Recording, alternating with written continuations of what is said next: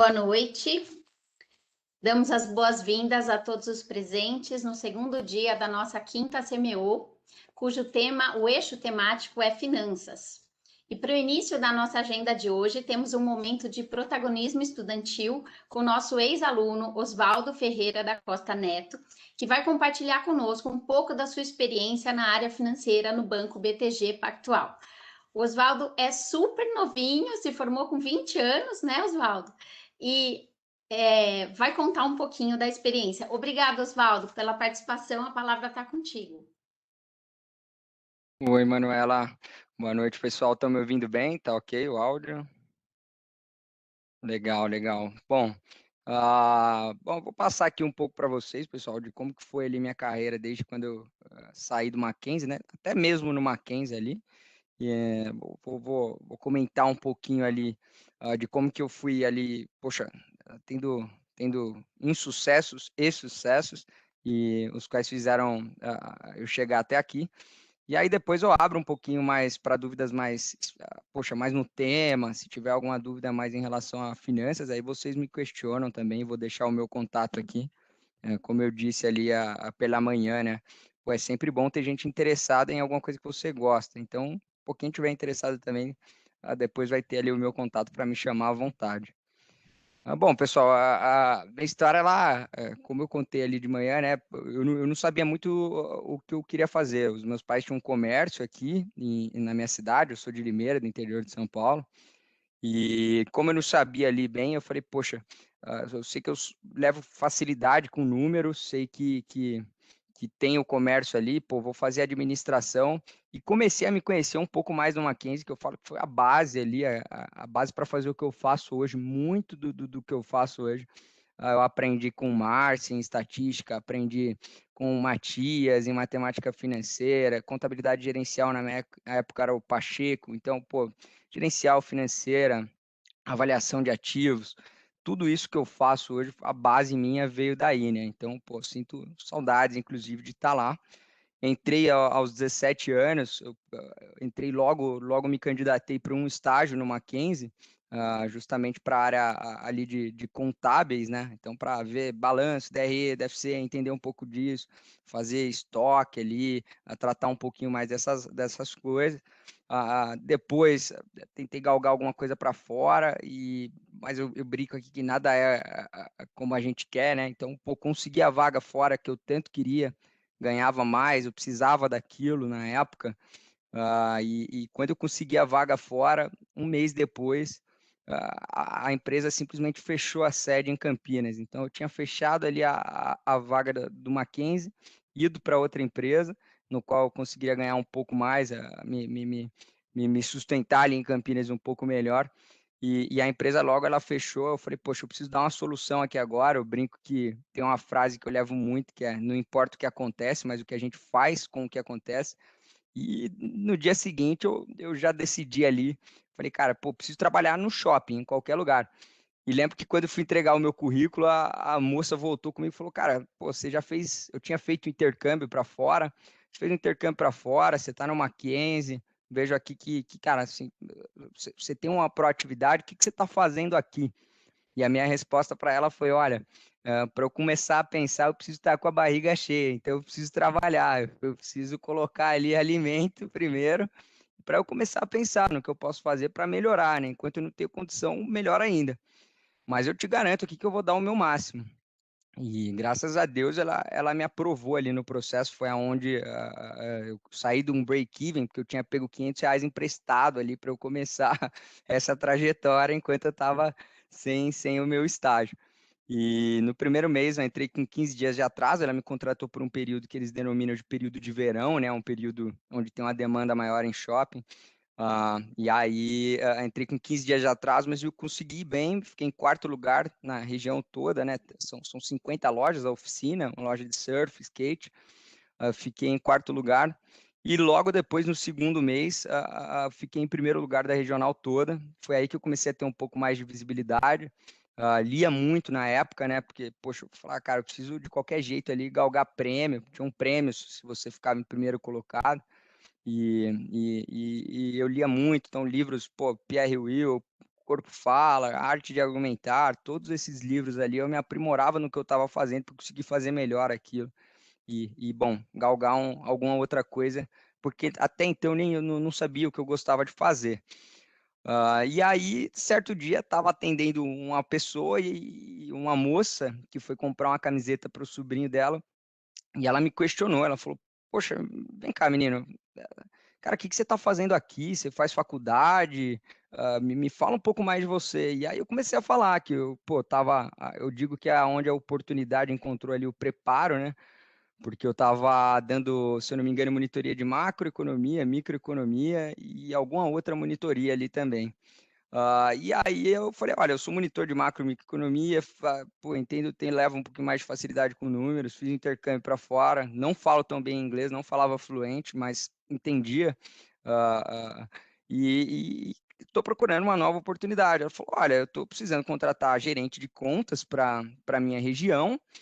ah, bom, eu só queria saber a tua idade, né? E aí eu falei, olha, eu tenho 19 anos.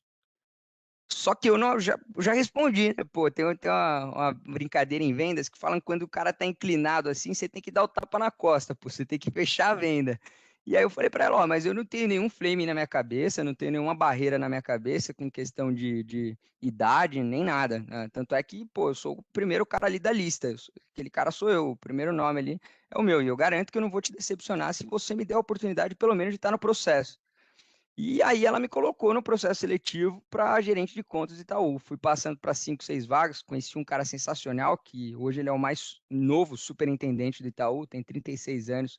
Ele é superintendente do Rio de Janeiro, que é a região mais difícil que tem, chama Fabiano. O cara é um absurdo, e eu me identifiquei muito com ele, e foi ali que ele me contratou. E lembro que nos primeiros dias de Itaú, pô, fui fazer treinamento, o pessoal zombava muito, né? Tirava uma onda ali, falando, pô, o que esse menino tá fazendo aqui? Ele tem 19 anos, pô, saiu do berço agora. E eu não ligava muito, eu falava, poxa, eu foco bastante ali no resultado. Eu falei pela manhã também que o grilo só afunda quando ele percebe que ele tá andando sob a água, né? Se ele não olha para baixo, ele continua e atravessa o lago. Então eu falei, cara, deixa eu deixar o ruído de lado, focar ali na trajetória, no que importa. Vamos lá, já me deram essa oportunidade, consegui o que eu queria, já estou aqui dentro. Agora eu preciso performar, preciso aprender, preciso estar do lado ali de pessoas boas, no qual consiga pegar boas práticas rápido e fazer isso aí se transformar em resultado. E aí eu consegui ser o primeiro entre os 30 contratados, começou a me dar uma visibilidade boa. No segundo mês, no segundo ao quinto mês ali, fui entrando no top 5 do Itaú, que são os 5 melhores ali, que mais performam, que mais conseguem entregar resultado, melhoria. E daí em diante comecei a pegar top 1, top 2, aí fui revezando um pouquinho mais, foi onde eu fui tendo mais reconhecimento. Só que eu não queria estar ali no varejo, né, atendendo em agência bancária, eu estava procurando uma solução nova, eu queria ir para o atacado mesmo, para um banco de investimento mesmo. Tive uma grande oportunidade no Itaú, mas eu queria mudar. E lembro que também me incomodou muito eu ter ficado ali em top performance dentre praticamente um ano. E quando eu fui saber se eu tinha alguma chance de promoção, alguma coisa assim, foram 14 meses, se não me engano, 15 meses seguidos. E aí eles falaram, olha, pô, agora depois do primeiro ano você fica elegível a ser promovido. Eu falei, pô, isso aí é um atraso enorme na minha carreira, pelo menos na minha visão, né? E falei, olha, bom, eu entendo a política, não estou aqui para julgar se está certo e errado, mas realmente eu preciso buscar outra coisa. Então, comecei a juntar dinheiro naquela época, eu falei, pô, olha, preciso fazer um intercâmbio aqui de novo, porque dentro de um banco de atacado, dentro de um banco de investimento, eu vou ter que ter um inglês liso, ter que ter um inglês fluente. E eu lembro que falei, pô, cara, o desafio é grande, né? Porque lá fora do país eu vou ter que vender minha mão de obra. Eu sou um cara ali que não vai ter qualificação nenhuma para o perfil de lá. Geralmente eu vou ter que vender a minha mão de obra. Foi o que eu fui fazer, foi o que eu fui estar disposto a fazer.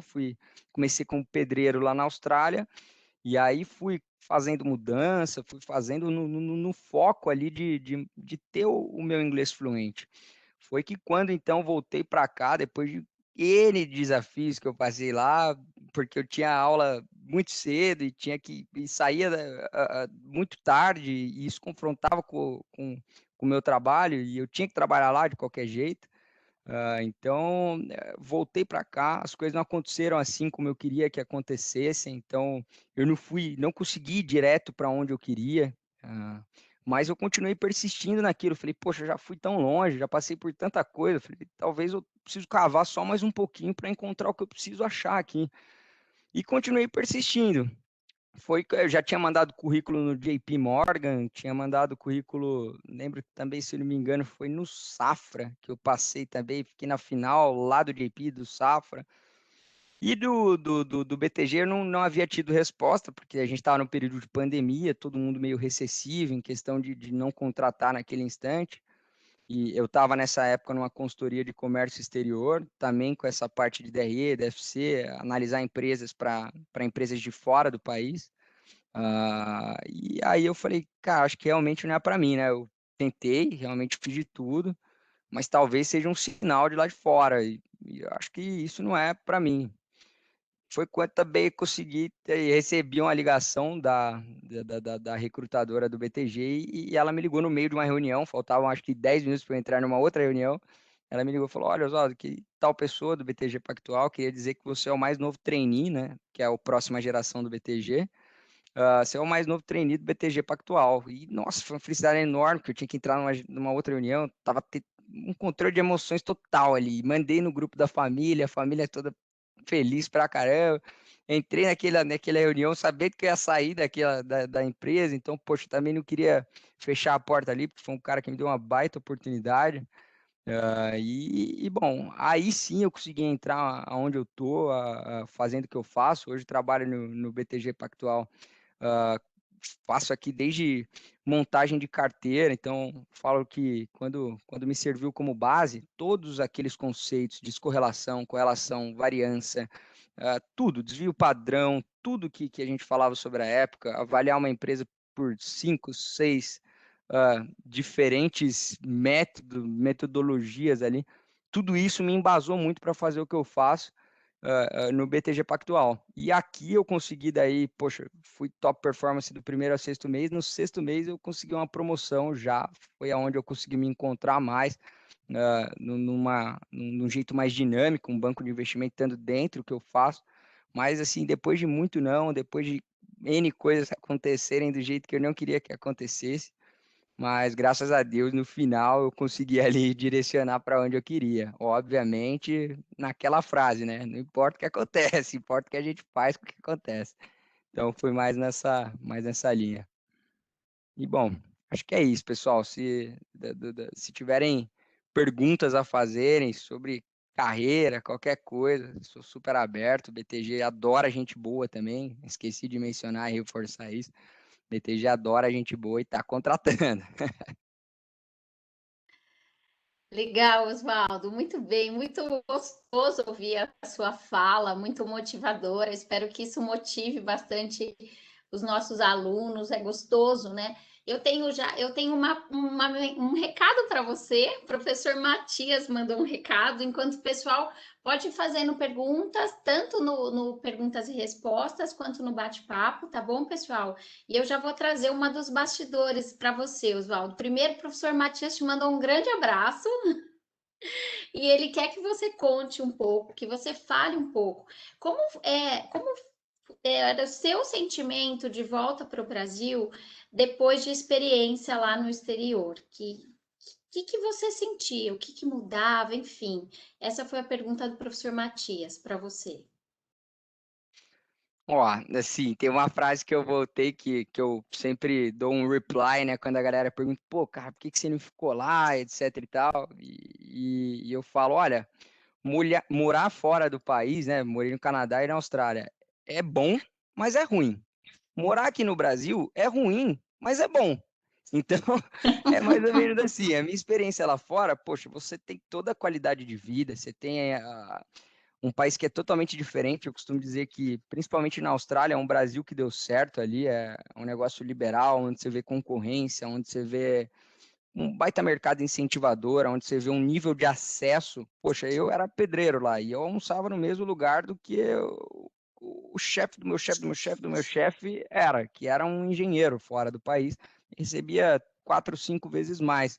Não era pelo que ele recebia, era pelo que o meu pouco dinheiro acessava muita coisa, né? Então, assim, lá fora, essa é a parte sensacional.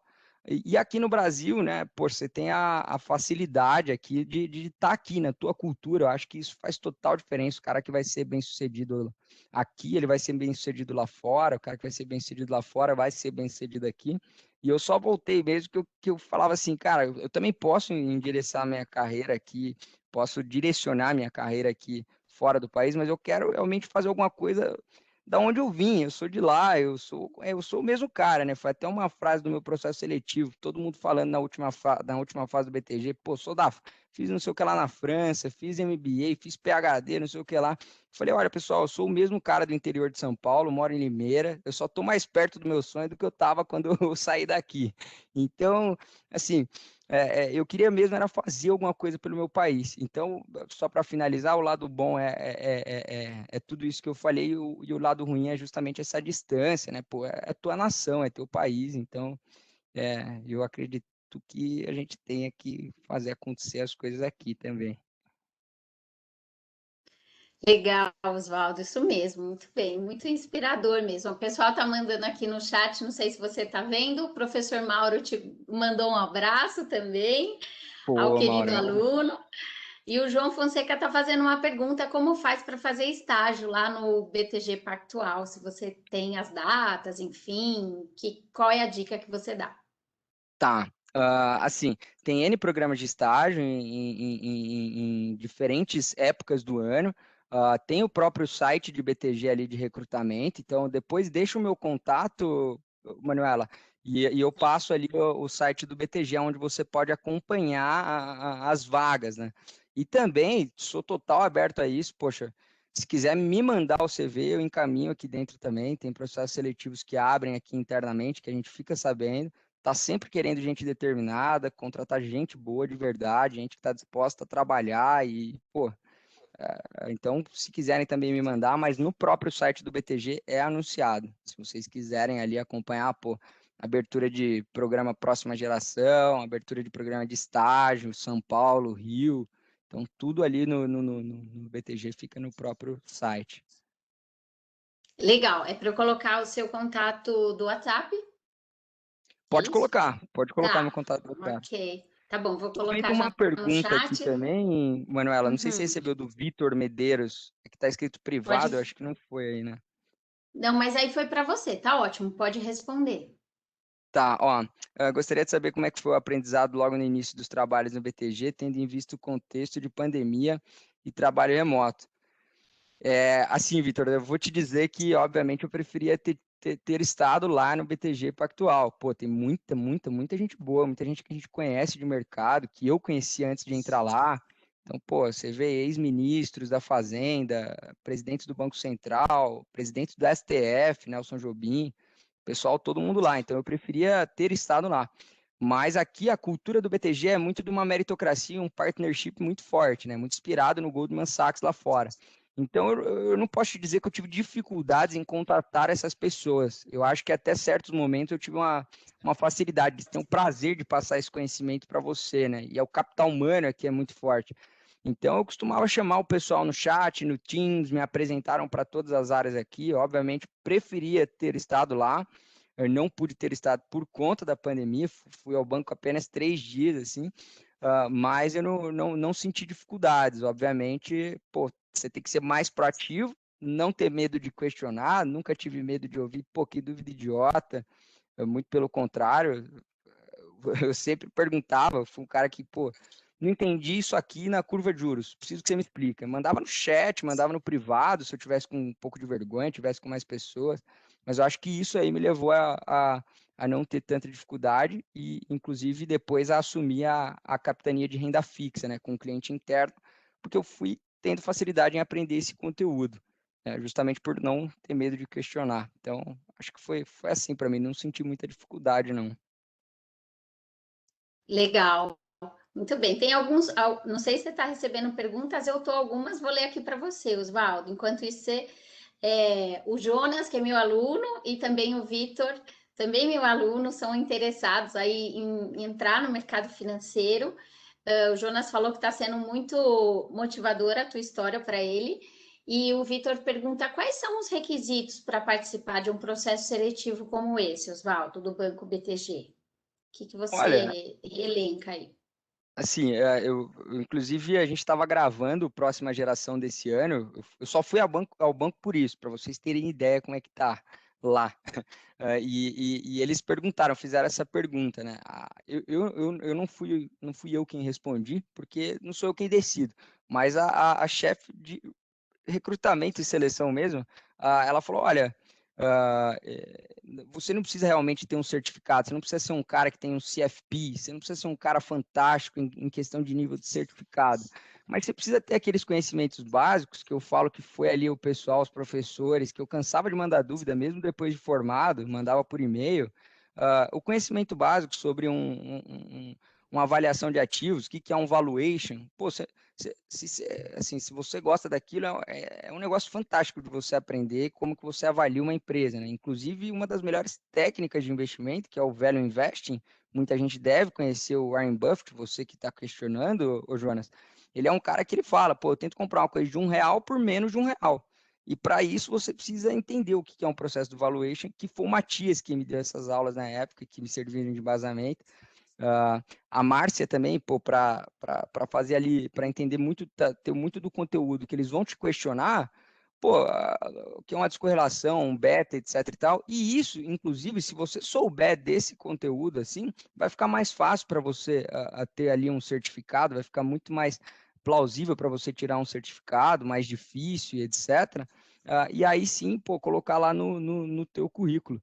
E eu posso dizer que o que contou ali foi justamente, foram essas experiências ali de eu conseguir demonstrar minha vontade, meio clichê isso, mas, pô, tinha gente que tinha um currículo muito melhor que eu, tava dando exemplo agora, o cara, pô, fui PhD na França, fui não sei o que lá, pô, tava na Holanda, abri uma empresa em tal lugar, e eu acho que foi mais essa vontade, de falar, olha, cara, tudo que eu fiz aqui até hoje eu demonstrei resultado, eu tô mais perto do sonho que eu quero, eu realmente quero isso, estou fazendo o possível para estar aqui, e mesmo se você me dá um não, eu vou voltar aqui de novo, cara. Eu vou estar aqui dentro de qualquer jeito. Não é você quem. Óbvio que você não vai falar nessas palavras, mas assim, é essa vontade de você demonstrar isso. E ter o conteúdo básico. Então, pô, aproveitar bem essas aulas de todas que eu já citei. Contabilidade também, aproveita bem isso, faz uma base sólida. Isso vai te ajudar muito aqui dentro. Pô, falo aqui que tem finais de semana que eu me estendo, às vezes, 12, 15 horas estudando por falta de um conceito ou outro que eu podia ter aprendido lá atrás. Então, ter essa base, cara, vai fazer uma grande diferença, vai fazer você estar muito mais próximo que 99% ali que tem um certificado mais difícil, porque muita gente tira por tirar e depois não aprendeu o conteúdo. Então, se aprendendo, você vai estar na frente de uma galera.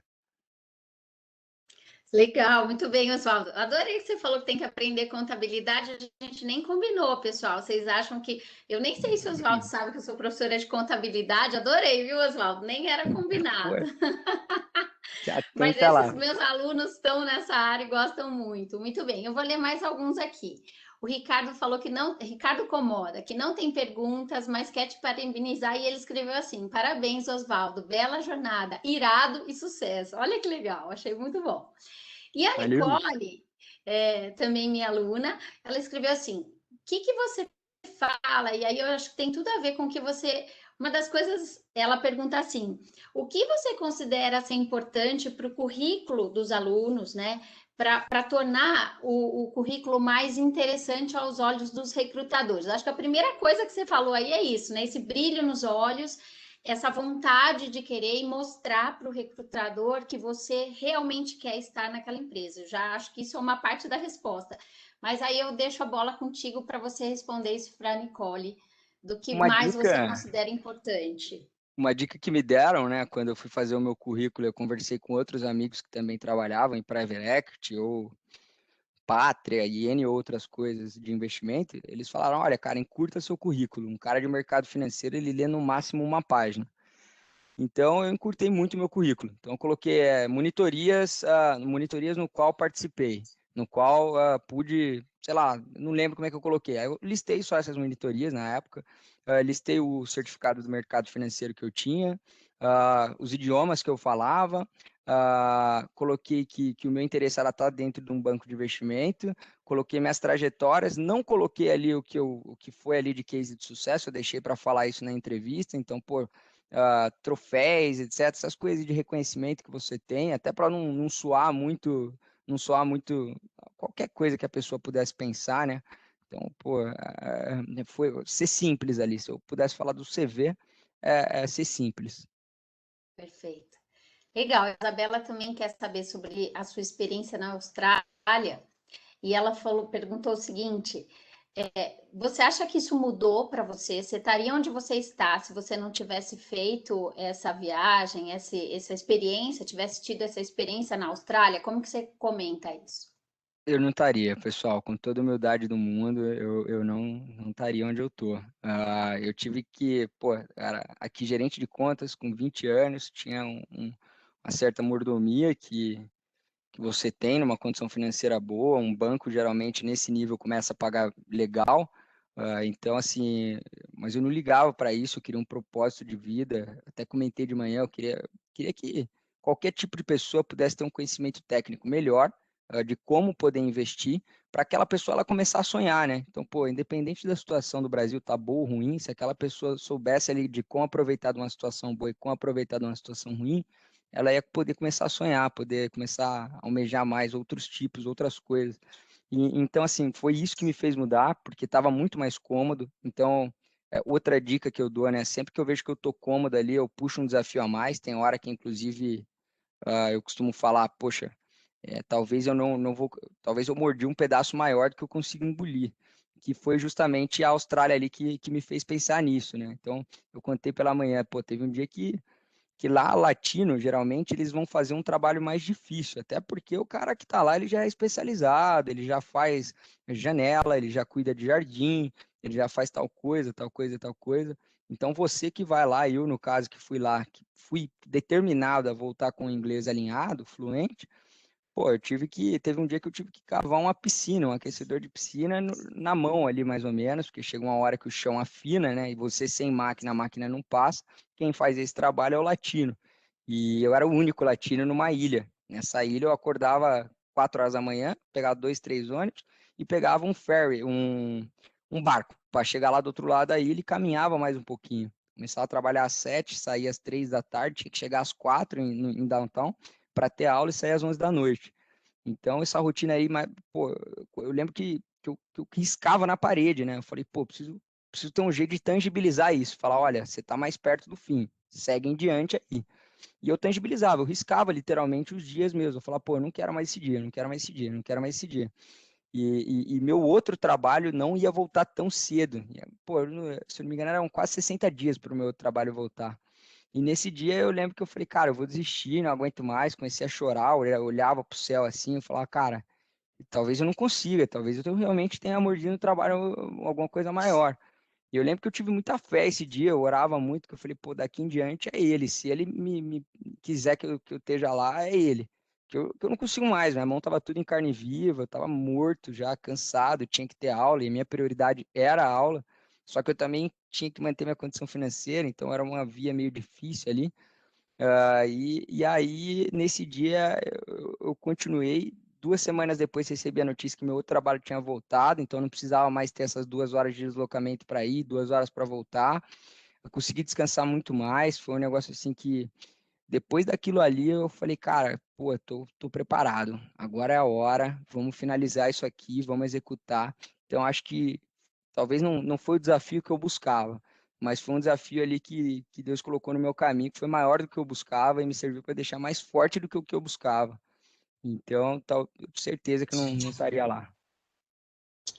Ótimo, muito bem. Quanto tempo você ficou na Austrália, Foram seis Oswaldo? meses. 6 meses. Legal. Oswaldo, muito inspiradora a sua fala. Tomara mesmo que ela tenha servido de inspiração, motivação para os nossos alunos. Eu aqui fiquei emocionada, e orgulhosa de você ter sido um aluno Mackenzie. Muito obrigada pela sua participação. Acho que você mostra para a gente, né? Quer dizer, nem tudo são flores, né? Nem tudo foi fácil. Não é fácil, aliás. E acho que ajuda a gente até a ter uma motivação maior nesse momento difícil de pandemia, mas quando a gente tem um objetivo, né? É isso que você mostrou para a gente, muito, realmente muito inspiradora. Obrigada pela sua participação, um bom trabalho para você. Volte sempre quando você quiser. Prazer, pessoal. Prazer falar contigo. Depois, bom, pode deixar aí meus contatos novamente. Quem tiver interesse em entrar no Mackenzie, no Mackenzie, no BTG, me chama lá. Se tiver interesse nas vagas, também podem me chamar, pessoal. Pô, e é isso, pessoal. Muitas saudades do Mackenzie também. Prazer estar com todos vocês. Tá bom, muito obrigada, Oswaldo. Pessoal, agora a gente vai para o na segunda parte do nosso dia, né, da quinta CMO, e a gente vai agora passar a palavra para o Daniel Arraes. Eu vou apresentar o currículo dele. A palestra do Daniel é sobre inteligência artificial, aplicabilidades e novas fronteiras. Esse tema, o Daniel vai apresentar, ele é da FAICO, é isso, né, Daniel? Vou deixar você falar um pouquinho mais, mas É isso aí. que de antemão eu já te agradeço por aceitar o nosso convite, por estar aqui presente, compartilhando um pouco da tua experiência, do teu conhecimento. Então, só para vocês saberem um pouco quem é o Daniel, ele é... Posso te chamar de Daniel? Claro, claro que sim. Pois não. À vontade. Já fiquei íntima, né, Daniel? Daniel é diretor de desenvolvimento de negócios da FAICO para América Latina, com mais de 25 anos de experiência em crédito e analytics. Antes de entrar na FAICO, a Raiz trabalhou por 13 anos no Banco Santander, onde criou e liderou internacionalmente a área mundial de analytics da instituição financeira, em Londres, Madrid e São Paulo. Ocupou a posição de diretor do Santander na área de analytics. Daniel também atuou na mesma instituição como superintendente executivo de crédito e risco. Em um período anterior, o executivo trabalhou por 7 anos no Itaú Unibanco, onde atuou como líder das equipes de analytics e políticas de crédito para o banco de varejo. Daniel tem graduação em estatística pela Unicamp e cursou o Programa Superior de Gestão de Riscos na EI Business School de Madrid. Daniel, muito obrigada pela sua participação, já agradeço de antemão. Aviso o pessoal que está participando que pode já ir mandando perguntas pelo chat e passo a palavra para você, Daniel. Muito obrigada. Perfeito, obrigado a vocês todos pelo convite. Tá? Gostei bastante do convite, espero que vocês gostem da apresentação. Me escutam bem? Legal. Eu só vou pedir uma coisa, eu não consigo compartilhar conteúdo aqui, não sei se tem que habilitar, talvez tenha que habilitar esse compartilhamento. Agora sim. Sim. Então vamos lá. Eu vou compartilhar a minha tela.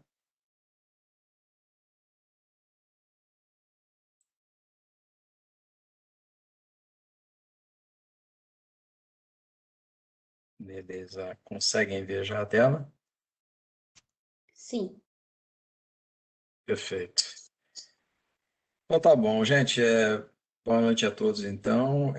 Espero que seja um negócio, essa conversa aqui seja uma conversa interessante para vocês. Se não for, vocês podem começar a jogar o que for aí em cima de mim, joguem ovos, pedras, seja lá o que for, tá? Fiquem à vontade para me interromper também, não quero ser chato aqui. Bom, já meu currículo, né, já foi comentado, só queria comentar para vocês que minha experiência é essa experiência da área financeira, né, eu trabalhei bastante tempo na área financeira. Tem uma formação que eu não coloquei aqui, porque, enfim, até ministro já mentiu o currículo e foi demitido, então eu não aumento, eu não invento, tá? Mas eu também fiz um mestrado em redes neurais na Unicamp, só que como eu não defendi a tese, então eu não coloco isso no currículo. Mas além desses comentários, tem esse mestrado também em redes neurais. Mas mais importante que isso, né, que todo mundo tem um hobby, eu também tenho um hobby, né? Então, resolvi virar blogueiro agora, tenho um blog de vinhos, ou tenho um Instagram onde eu comento vinhos, tá? Eu sou sommelier formado aqui pela Associação Brasileira de Sommelier, formado em Madrid também.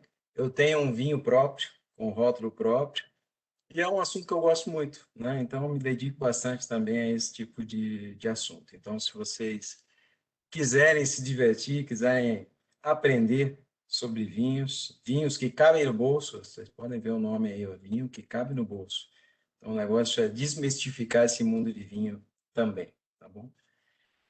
Muito bem, mas eu estou aqui para falar de inteligência artificial, estou aqui para falar em como é que isso vem sendo utilizado no mundo dos negócios, principalmente.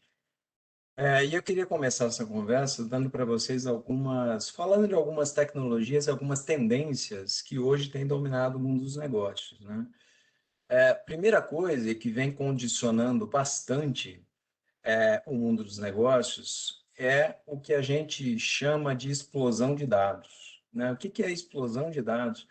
Muitos dos dados que estão hoje aí pela internet, enfim, pelo mundo digital, foram criados e existem só nos últimos 2 anos, né? Então, 90% desses dados que a gente hoje vê no mundo virtual ou no mundo digital foram criados nos últimos 2 anos. Isso um volume gigantesco, eu vou falar um pouco mais desse volume, e que tem acelerado bastante. Então, uma grande dificuldade ou um desafio para o mundo dos negócios é como lidar com esse volume de informações. Aí surge a questão da inteligência artificial e surge a questão do machine learning. Eu vou falar um pouco mais também o que é inteligência artificial, o que é machine learning, né? Existe diferença, não existe diferença entre isso, né? Mas mais importante que isso é que nem tudo que a gente consegue processar desses dados através de inteligência artificial, a gente consegue transformar efetivamente em decisões de negócio. Então, existe uma dificuldade muito grande de transformação desses insights ou dessas ideias analíticas em negócios. Porque os modelos são complexos, né? Eu vou mostrar um pouquinho para vocês dessa complexidade também. E um quarto elemento que tem bastante relacionado com tudo anterior que eu comentei é o crescimento da nuvem. Quando a gente pensa em serviços de nuvem, né, serviços tecnológicos em nuvem, isso facilita bastante o próprio desenvolvimento, a própria utilização da informação, desenvolvimento da inteligência artificial, com o uso dessa informação disponível em nuvem, e o uso da nuvem como plataforma de serviços, né? Isso é uma tendência que eu vou desenvolver um pouquinho melhor com vocês também ao longo da apresentação. Bom, comentando com um pouco mais de detalhe dos dados, né? Isso é um volume de informação que eventualmente muita gente não percebe, mas o volume de informação disponível na rede realmente é absurdo, né? Então, vocês conseguem ver aqui alguns exemplos do que acontece na internet em somente 1 minuto, tá? Estamos falando de 4 milhões de consultas no Google, estamos falando de 764 mil horas de vídeos no Netflix. É um volume gigantesco que acontece em apenas 1 minuto. Tem até o Tinder aí, né? Vocês podem ver que aumentou, né? Na pandemia, não sei o que significa isso, o pessoal está em casa e, eventualmente, pelo menos esse movimento digital ainda continua acontecendo. Mas o importante é que o volume vem crescendo bastante. E o que significa esse volume, né? Eu queria chamar a atenção para vocês, porque esse volume é realmente gigantesco, né? Estima-se que em 2020 o volume de informação que existe no mundo digital ele é da ordem de 40 zettabytes, né? Bom, isso subindo até 175 em 2025. Mas o que são 40 zettabytes, né? Porque, na verdade, 40 zettabytes é 40 com esse monte de zeros que está aí. Eu nem sei dizer o que é esse número, né? É um número gigantesco, né? Um número de bytes absurdo. Corresponde mais ou menos a 8 trilhões de horas de vídeos em HD ou 913 milhões de anos assistindo vídeo HD ou 5,2 terabytes para cada habitante do planeta Terra. Isso é um volume gigantesco de informação. E mais ainda, grande parte desses dados são os dados que a gente chama de não estruturados, né? Basicamente, dados em formato de vídeo, em formato de texto, em formato de áudio, e são dados que contêm muita informação, mas essa informação ela precisa ser muito tratada e transformada antes de ser utilizada realmente como um insight ou uma ideia de negócio. Tudo isso é motivador para o uso de aprendizado de máquina, machine learning, ou o uso de inteligência artificial. Então, se a gente olha uma projeção aqui, uma projeção de um instituto, que é o IDC, para 2025, a gente vai continuar aumentando muito esse volume de dados, né? Então, eu comentei para vocês, esses 40 zettabytes, eles devem virar 175. Então, olha só, de 40 para 175, e estamos falando aqui de daqui a 4 anos, isso vai acontecer, né? Grande parte desses dados novos que serão gerados pelos dispositivos da internet das coisas, né? Que está muito relacionado à tecnologia 5G, que significa, na verdade, você ter devices, né? Você ter aparelhos ligados à internet, que hoje não estão, televisão, um carro, até uma geladeira, e gerando informações, esses aparelhos gerando informações sobre o seu consumo, sobre o seu comportamento e sobre produtos, como esses produtos trafegam pelo mundo. Isso é um volume gigantesco de informação. E um outro componente importante também, que orienta muito e facilita o desenvolvimento da inteligência artificial, é o poder de processamento, né? Então, eu vou comentar um pouco mais de detalhe para vocês essa questão do poder de processamento, mas aqui existe uma lei chamada Lei de Moore, né? Não sei se vocês ouviram falar, mas a Lei de Moore diz que a cada 1 ano e meio, mais ou menos, a capacidade de processamento de um computador ou do mundo, vamos dizer assim, de processamento existente no mundo, ela dobra a cada 1 ano e meio. Isso é uma projeção muito rápida. No entanto, essa projeção ela está batendo num limite, né? Então eu vou comentar inclusive isso para vocês, porque essa lei ela já começa a dar sinais de fadiga, de que esse número não deve dobrar mais a cada 1 ano e meio. Mas de qualquer maneira, isso aconteceu até hoje, e esse aumento da capacidade de processamento, ele realmente foi um grande motivador para uso cada vez maior de técnicas de inteligência artificial. Gente, vou fazer só uma pequena pausa para saber se estão me escutando ainda, se tem algum problema com a internet. Tá tudo bem, sim, Daniel. Estou escutando por aqui, tá tudo ótimo. Maravilha. Pergunto porque esse mundo de viver digital aqui, a gente sabe que às vezes dá um soluço aqui na internet, né? Aproveitei e Sim, tomei uma água também. tá certo. Bom, Obrigada. O enfim. pessoal também pode ir mandando pergunta, né, Daniel? Pode, claro. Claro que Tá, pode. Eu não sei se eu tá consigo ótimo. ver aqui estão tantas perguntas, mas porque eu estou vendo na minha tela, mas Isso. Fica enfim, despreocupado, eu te ajudo depois. Fica tranquilo. joia. Eu queria fazer uma brincadeira aqui, não dá para a gente interagir muito, mas é uma brincadeira que mostra um pouquinho como é que um exemplo de inteligência artificial, um exemplo muito bobo, mas não deixa de ser um exemplo, né, que aplicado ao mundo real gera uma série de aplicações que a gente tem hoje em dia, que é o reconhecimento de imagens, né? Então, essa primeira imagem aqui, a gente brinca com isso aqui como uma classificação do cachorro ou muffin, né? Então, essa primeira imagem aqui, provavelmente todo mundo deve estar olhando, deve estar falando que é um muffin, né? Tem cara de muffin. A segunda imagem, provavelmente é um cachorro, né? E todo mundo deve acertar essa classificação. Agora, eu posso acelerar isso aqui, né? E essa classificação fica mais difícil, né? Porque eu tenho que bater o olho e fazer a classificação. Uma máquina é boa nisso, né? Ela é boa em fazer esse processamento de uma forma muito rápida, né?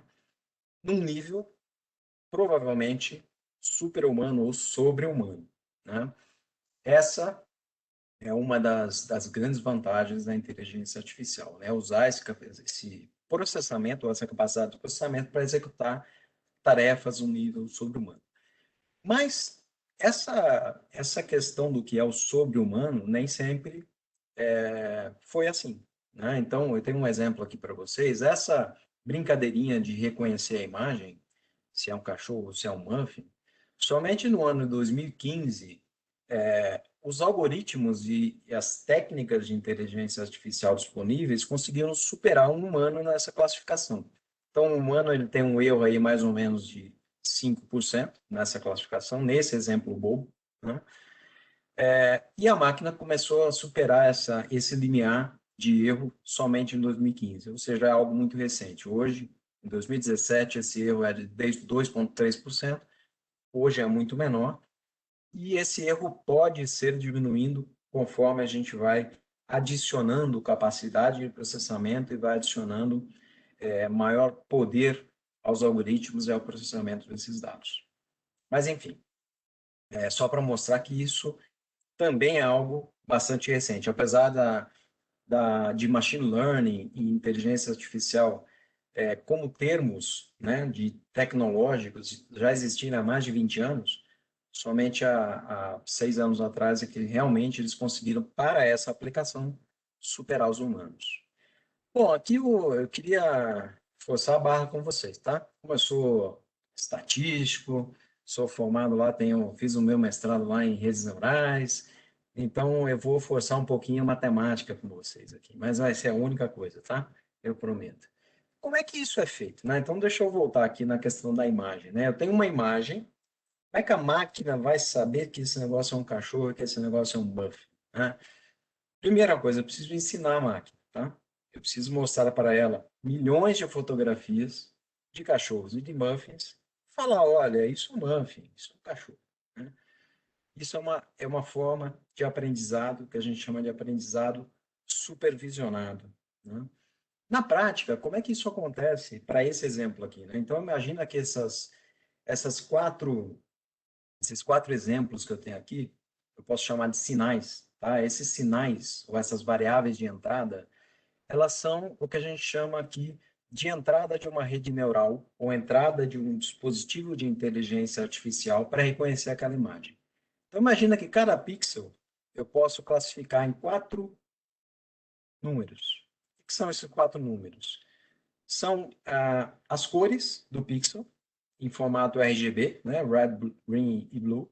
Tá? Então, ABC pode ser o RGB, que eu acabei de falar, e a luminosidade do pixel. Tá? Muito bem. Para cada pixel tem isso. Tá? Então, uma imagem daquela pode ter milhões de pixels. Então, vocês imaginem a complexidade, como é que ela vai crescendo. Né?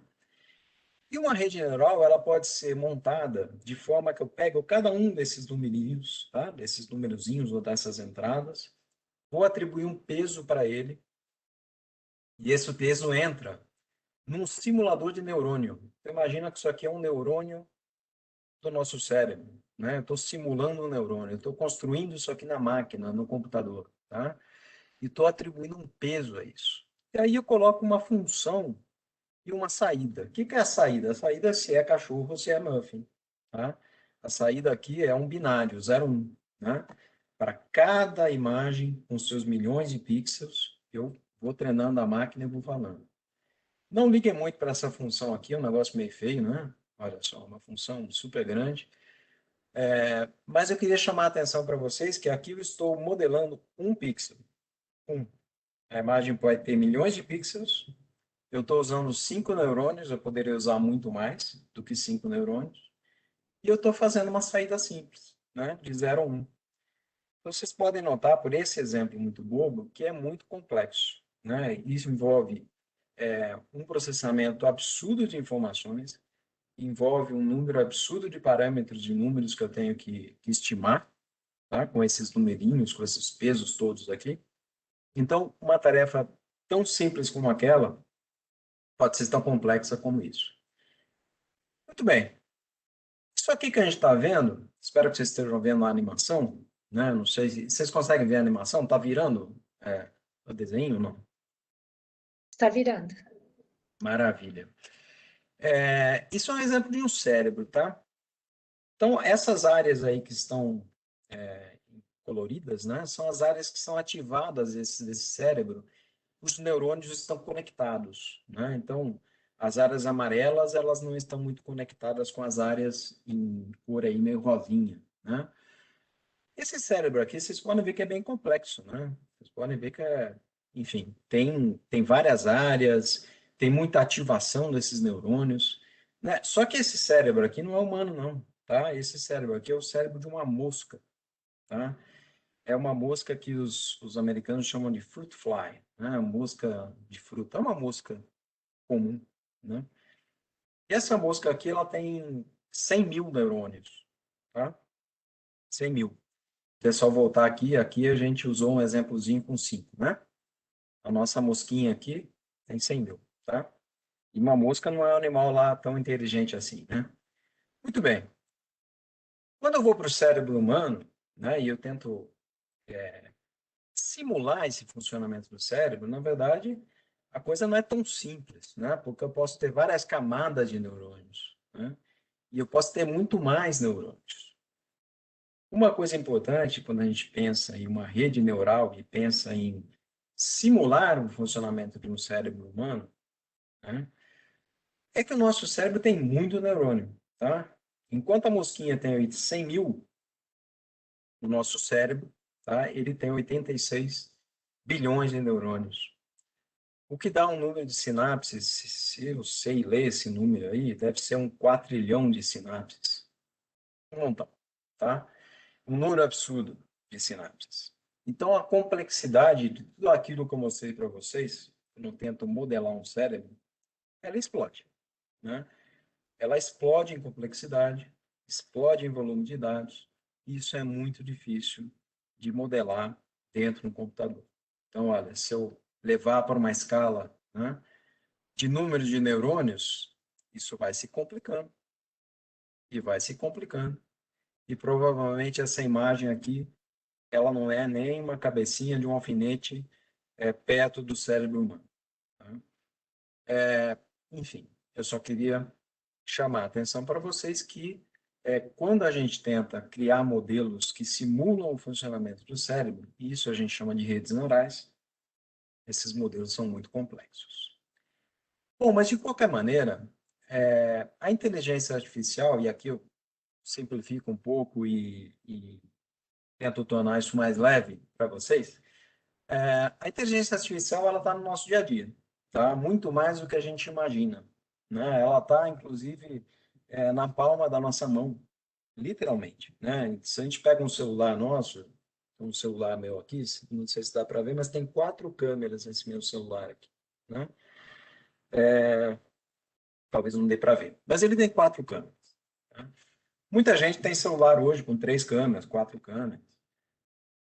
Para que eu tenho tanta câmera atrás do celular, né? Uma das funções que essas câmeras cumprem é que elas tiram fotos em ângulos distintos, né?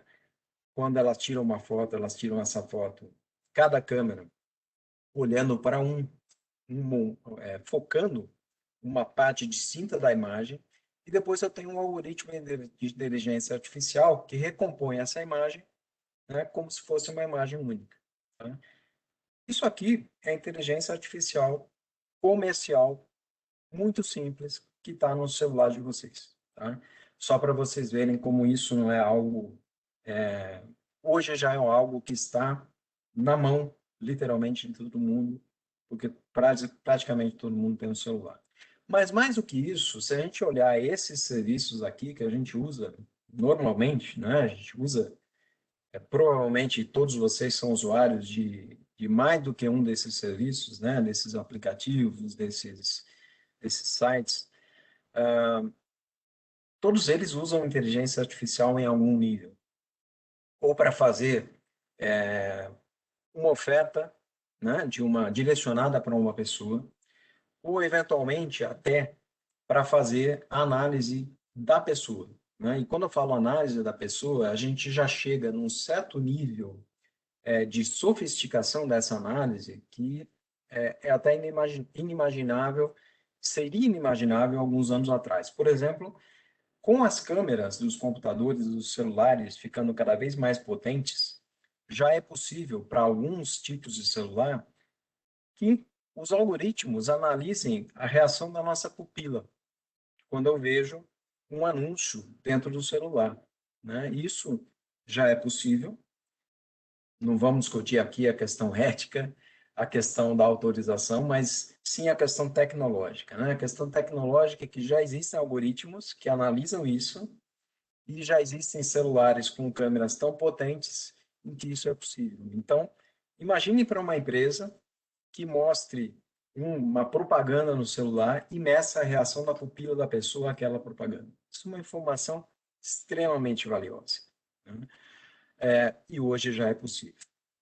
Então, esses serviços todos aqui, em graus de sofisticação maiores ou menores, já utilizam a inteligência artificial para a interação que eles têm com as pessoas, conosco, né? Inclusive, aqui eu queria chamar a atenção para um tipo de aplicativo mais recente, que foi lançado há pouco tempo aí, que chama Wombo, né? Esse Wzinho que vocês estão vendo aqui. O que esse Wombo faz, né? Ele gera um videozinho de deepfake. Não sei se todo mundo já ouviu falar em deepfake, mas é algo que está bastante comentado, vamos dizer assim, hoje em dia, né?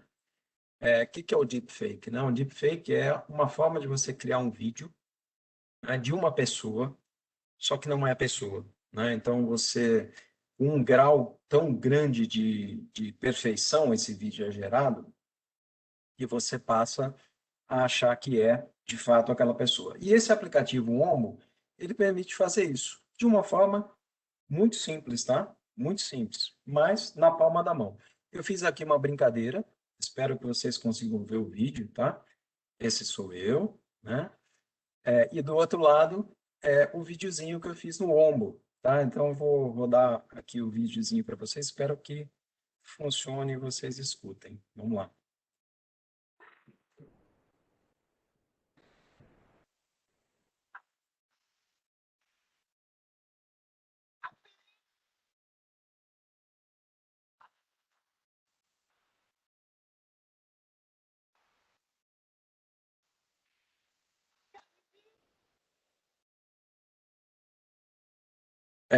Não sei se funcionou bem aí para vocês, vocês conseguiram ver?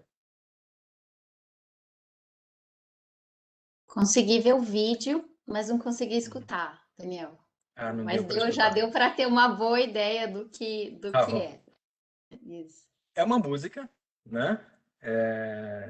E aí, o que acontece? Em função da minha imagem, né? Eu simplesmente subi essa minha foto aqui no aplicativo e ele pega uma música e gera lá um videozinho. Então, é bem mal feito, né? Vocês conseguem ver que a imagem é toda distorcida, mas isso foi feito em 30 segundos no celular, tá? De qualquer maneira, quando esse tipo de técnica é usada de uma forma mais profissional, é o que eu vou mostrar na sequência para vocês, né? Então, esse aqui é o Tom Cruise. Eu não sei se todo mundo conhece, porque, enfim, eu não sei qual a idade da audiência, mas é um ator, foi muito conhecido nos anos 90, 2000, tá? E foi feito um deepfake dele, né? Parece ele. Para quem conhece, realmente parece ele. E é uma pena que vocês não consigam escutar a voz, porque a voz é a voz dele, né? Mas eu não, infelizmente, deixa eu até ver se eu consigo, de repente eu consigo compartilhar o som com vocês.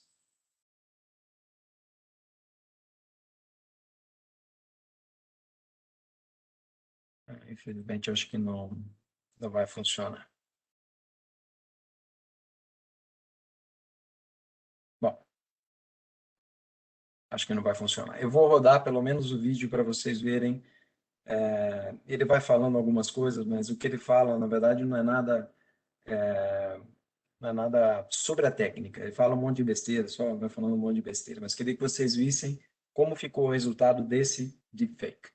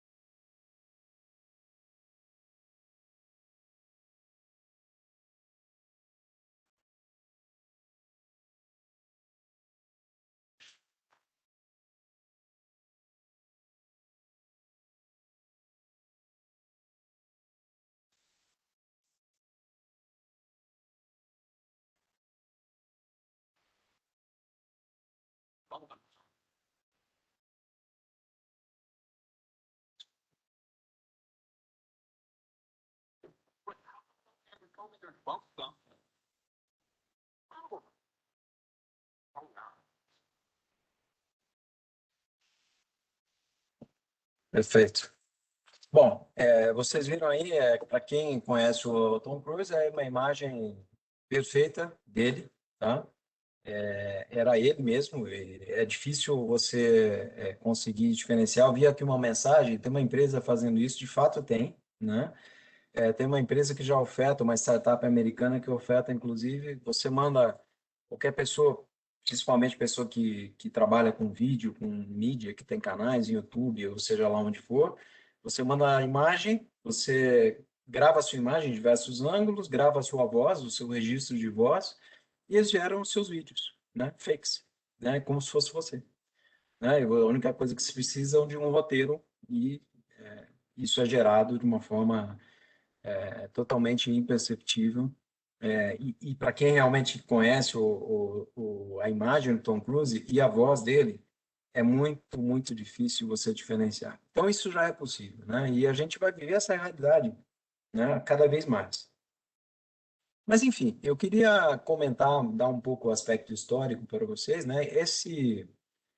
Essa busca pela máquina, né, que opera no nível sobre-humano, ela não é nova, né? Então, não sei se vocês sabiam disso, mas a primeira máquina que se pode dizer que, ou chamar de computador, ela já tem mais de 2.000 anos, né? Quase 2.100 anos. Era uma máquina que usava dados para prever movimentos de planetas e eclipses. Tá? Então, olha só, era um modelo preditivo, né? Praticamente um machine learning, né? Usava a máquina para fazer essa previsão. O que a gente chama de computador moderno, né? E ele existe, né? Como teoria, como fundamento, a partir da máquina de Turing, né? Que é uma máquina processadora cujas bases foram lançadas pelo Alan Turing em 1936. E tudo isso que a gente está fazendo hoje aqui no computador é graças ao Alan Turing que a gente faz, né? Tem um filme sobre a vida dele que é bem interessante. Quem quiser conhecer, vale muito a pena. Mas, enfim, eu queria comentar para vocês, a gente usa muito os temas, né? Os termos, perdão, inteligência artificial e machine learning, de uma forma aí intercambiável, né?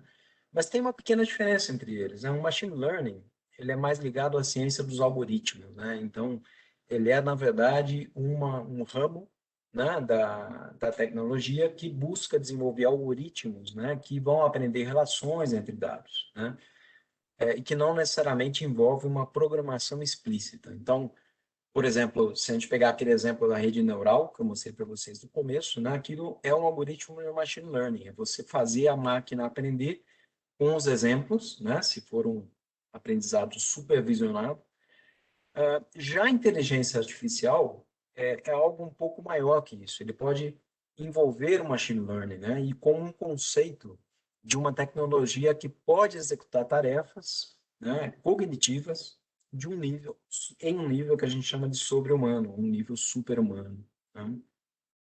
Bom, o que significa isso, né? Na verdade, eu vou usar dois exemplos aqui, né, que são exemplos de inteligência artificial, né? Um da literatura do século XIX, né, o monstro aí de Frankenstein, que era, enfim, uma vida artificial e que aprendeu, né? Um cérebro, não sei se vocês leram o livro, mas era uma criatura, né? Foi criado, não sabia nada de nada e foi aprendendo com os exemplos, né? Talvez um dos primeiros registros aí de inteligência, não sei se artificial, porque, enfim, ele era feito com materiais biológicos, mas não era um humano, né? E a gente continua antropomorfizando, né, a inteligência artificial. Se eu olhar aqui o nosso sujeito da direita aqui, é o nosso exterminador do futuro, né, um robozinho, que também é uma forma se apresenta como uma forma de inteligência artificial, capaz de interagir, ou capaz de executar tarefas, e ele executa essas tarefas de uma forma sobre-humana, né? Agora, a gente antropomorfiza muito isso, né? O que significa isso? Eu assumo que essa inteligência superior, ou essa inteligência sobre-humana, de alguma forma, se parece com o humano, mas será que isso é verdade? Né? Será que isso realmente faz sentido? Né? Então, existem teorias e existem trabalhos científicos sérios que dizem que a inteligência artificial ela pode assumir formas que a gente não conhece, né? Inclusive pode, de certa forma, se caracterizar como uma inteligência tão desenvolvida que vai suplantar facilmente a inteligência humana, né? Inclusive a raça humana, né? Teve gente aí bem inteligente, como Stephen Hawking, que fez esse tipo de previsão. Será que ele está certo? Será que ele não está certo? Bom, isso parece um pouco sombrio isso, né? Mas não quero assustar ninguém. E aqui eu vou roubar 2 slides aqui de um TED Talk muito interessante que está como referência no final do material, que fala sobre um conceito que é o conceito de superinteligência, né? O que é superinteligência? Então, primeiro a gente tem que pensar o seguinte: o que é inteligência? A inteligência tem um limite, né? Então vamos imaginar que a inteligência tem uma escala, né? Eu coloco aqui o Alan Turing nessa escala, coloco nós, né? Obviamente abaixo da Alan Turing, né? Aqui estamos nós todos aqui, vocês, eu, todo mundo que a gente conhece, um humano médio. E aqui eu tenho um labradoodle, né? Provavelmente ele deve ser menos inteligente que esse pessoal que a gente está falando. Então essa escala a gente, faz sentido, né? A gente olha para isso e conclui que faz sentido. Mas será que a escala tem que ser essa? Né? Será que ela não pode ser algo assim? Será que ela não pode ter uma inteligência tão superior que o Alan Turing fique quase um labradoodle perto disso? Né? Então, existe, de fato, um conceito de superinteligência. Né? E esse conceito, ele diz o seguinte: o limite, na verdade, não existe. Né? A partir do momento que eu conseguir tornar esses modelos, né, tão complexos e adicionar cada vez mais parâmetros a esses modelos e aumentar a complexidade, né? E isso as máquinas vão me permitindo fazer. Eu chego num momento que eu tenho uma inteligência tão tão superior à que nós temos hoje, que essa inteligência, na verdade, olha para a gente como se a gente fosse um cachorrinho. Tá? Bom, continua sendo sombrio, né? Pois é, mas vamos lá. Fica pior, tá? Fica pior por quê? Porque até agora eu estou falando para vocês de um paradigma computacional que a gente chama de computação clássica, né? Então, tudo que a gente faz hoje no computador é baseado na computação clássica, né? Então, a computação clássica é aquela baseada em bits, né? Zeros e uns. Mas já existem outros paradigmas de computação, né? E um deles, talvez o mais avançado de todos, é a computação quântica. Então, eu não sou físico quântico, né? Mas esse é um assunto que eu me interesso bastante, então eu pesquisei um pouco sobre isso. Inclusive, entrei no computador quântico da IBM, que existe em nuvem. Todo mundo pode fazer isso, tá? Vocês podem entrar lá e programar. Eu fiz isso para brincar um pouquinho com ele. Mas o que é computação quântica, né? Então, queria começar com um exemplo, né? Então, vamos imaginar um exemplo aqui de cara ou coroa, tá? Que é esse joguinho de cara ou coroa. Então, imagina que você, pessoa, joga uma moeda, né? E seleciona cara ou coroa. E o computador faz a mesma coisa, né? E aí, eu escolho o cara, o computador escolhe cara ou coroa, e se acertar, quem acertar ganha, né? E quem errar perde, obviamente. Se eu fizer esse joguinho com um computador clássico, né? Qual é a nossa expectativa, né? Que 50% das vezes eu vou ganhar, 50% das vezes o computador vai ganhar, tá? Isso é normal, né? Estou falando de probabilidades, né? Muito bem. Um computador quântico, a vida não é bem assim, né? No computador quântico, o resultado observado foi esse. Isso é um resultado observado com milhões de repetições desse tipo de jogo, né? Um computador ganha 97% das vezes e perde em 3%. Aí você pensa, pô, mas peraí, sentido isso, né? Como assim? Não é um jogo de sorte, não é um jogo de azar, sorte ou azar. Não faz sentido. Tem mais, hein? Esse 3% aí só acontece por causa de um negócio chamado erro quântico de processamento. Porque os computadores quânticos ainda estão sujeitos a um erro de processamento, porque pela instabilidade da matéria na hora de você processar usando um processador quântico. Senão seria 100%. Tá? Pois é, isso não faz muito sentido. Se a gente parar para pensar, isso é um negócio que, enfim, a gente fica meio maluco aqui. Peraí, o computador então adivinha, né? Basicamente é como se fosse isso, tá? Bom, por que isso acontece, né? Existe uma diferença entre o que a gente chama de bits e quantum bits, né? Que são os bits quânticos do computador quântico. Então, um bit normal do computador, ele é 0 ou 1, né? Ou ligado ou desligado, mas ele representa dois estados, né? Isso é o computador clássico. O computador que eu estou aqui fazendo a apresentação para vocês, o celular que vocês usam na mão de vocês. É todo baseado nisso. O meu nome, né, ele é transformado em zeros e uns, uma sequência de zeros e uns. É isso que vocês estão vendo aí em cima.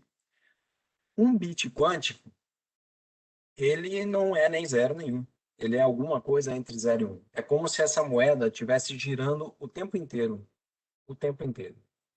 Ela só vai parar no momento que eu fizer a leitura do bit. Né? Então, isso existe um paralelo com esse mundo. O mundo quântico é muito estranho, né? Mas existe um paralelo com o chamado gato de Schrödinger, né? Não sei se vocês já ouviram falar, mas é a ideia de você botar um gato dentro de uma caixa, um dispositivo de veneno, um veneno, e esse dispositivo pode liberar o veneno ou não, com uma certa probabilidade. O gato está lá fechado dentro da caixa. A gente não sabe se o veneno foi acionado ou não. Né? Então, o gato, como é que eu vou saber se o gato está vivo ou morto? Né? O que é esse teste, essa ideia, né, do gato de Schrödinger diz é que o gato está vivo e morto ao mesmo tempo, assim como um quantum bit é 0 ou 1 ao mesmo tempo. Né? A mecânica quântica ou o mundo quântico permite esse tipo de conceito, que é um conceito muito estranho. Então, dentro do mundo da computação quântica é chamado de superposição. Né? Então, um bit, ele se superpõe e ele pode ser 0 ou 1 ao mesmo tempo. E existe um outro conceito muito maluco dentro do mundo quântico, que é o entrelaçamento. Né? Então, o que é o entrelaçamento? É que se você pegar dois bits e você entrelaçar esses bits, e aí você manda um bit lá para os confins do universo, tá? Qualquer lugar, né?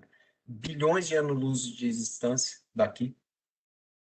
Se eu modificar um bit, o outro que está entrelaçado se modifica ao mesmo tempo, independente da distância onde eles estão. Né? Bom, esses dois conceitos, né, aplicados à computação quântica, é algo muito, né, muito difícil de entender, né? Mas ele acaba provocando uma explosão da capacidade de processamento que a gente tem dentro dos computadores, né? Porque eu queria voltar aqui no bit, né? O bit é 0, 1. Para eu escrever alguma coisa, eu dependo de uma sequência de bits, né? Então, para eu ter a letra D ou para eu ter a letra A, cada bit ele é 0 ou 1 de uma forma determinística, tá? Ele tem que ser 0 ou 1 para eu escrever esse número. No computador quântico, não necessariamente isso é verdadeiro, tá? Por quê? Porque cada bit ele pode ser 0 ou 1, de acordo com a conveniência do problema que eu quero resolver. Né? Então, isso faz com que o computador que tenha poucos bits, tá? Um computador, por exemplo, o computador quântico da IBM hoje, ele tem 53 bits. E ele já executa uma série de tarefas com uma potência bastante alta. Tá? Mas eu queria dar um exemplo para vocês do que significa isso. Né? Então, imagina um computador de 64 bits. Tá? O que significa um computador de 64 bits?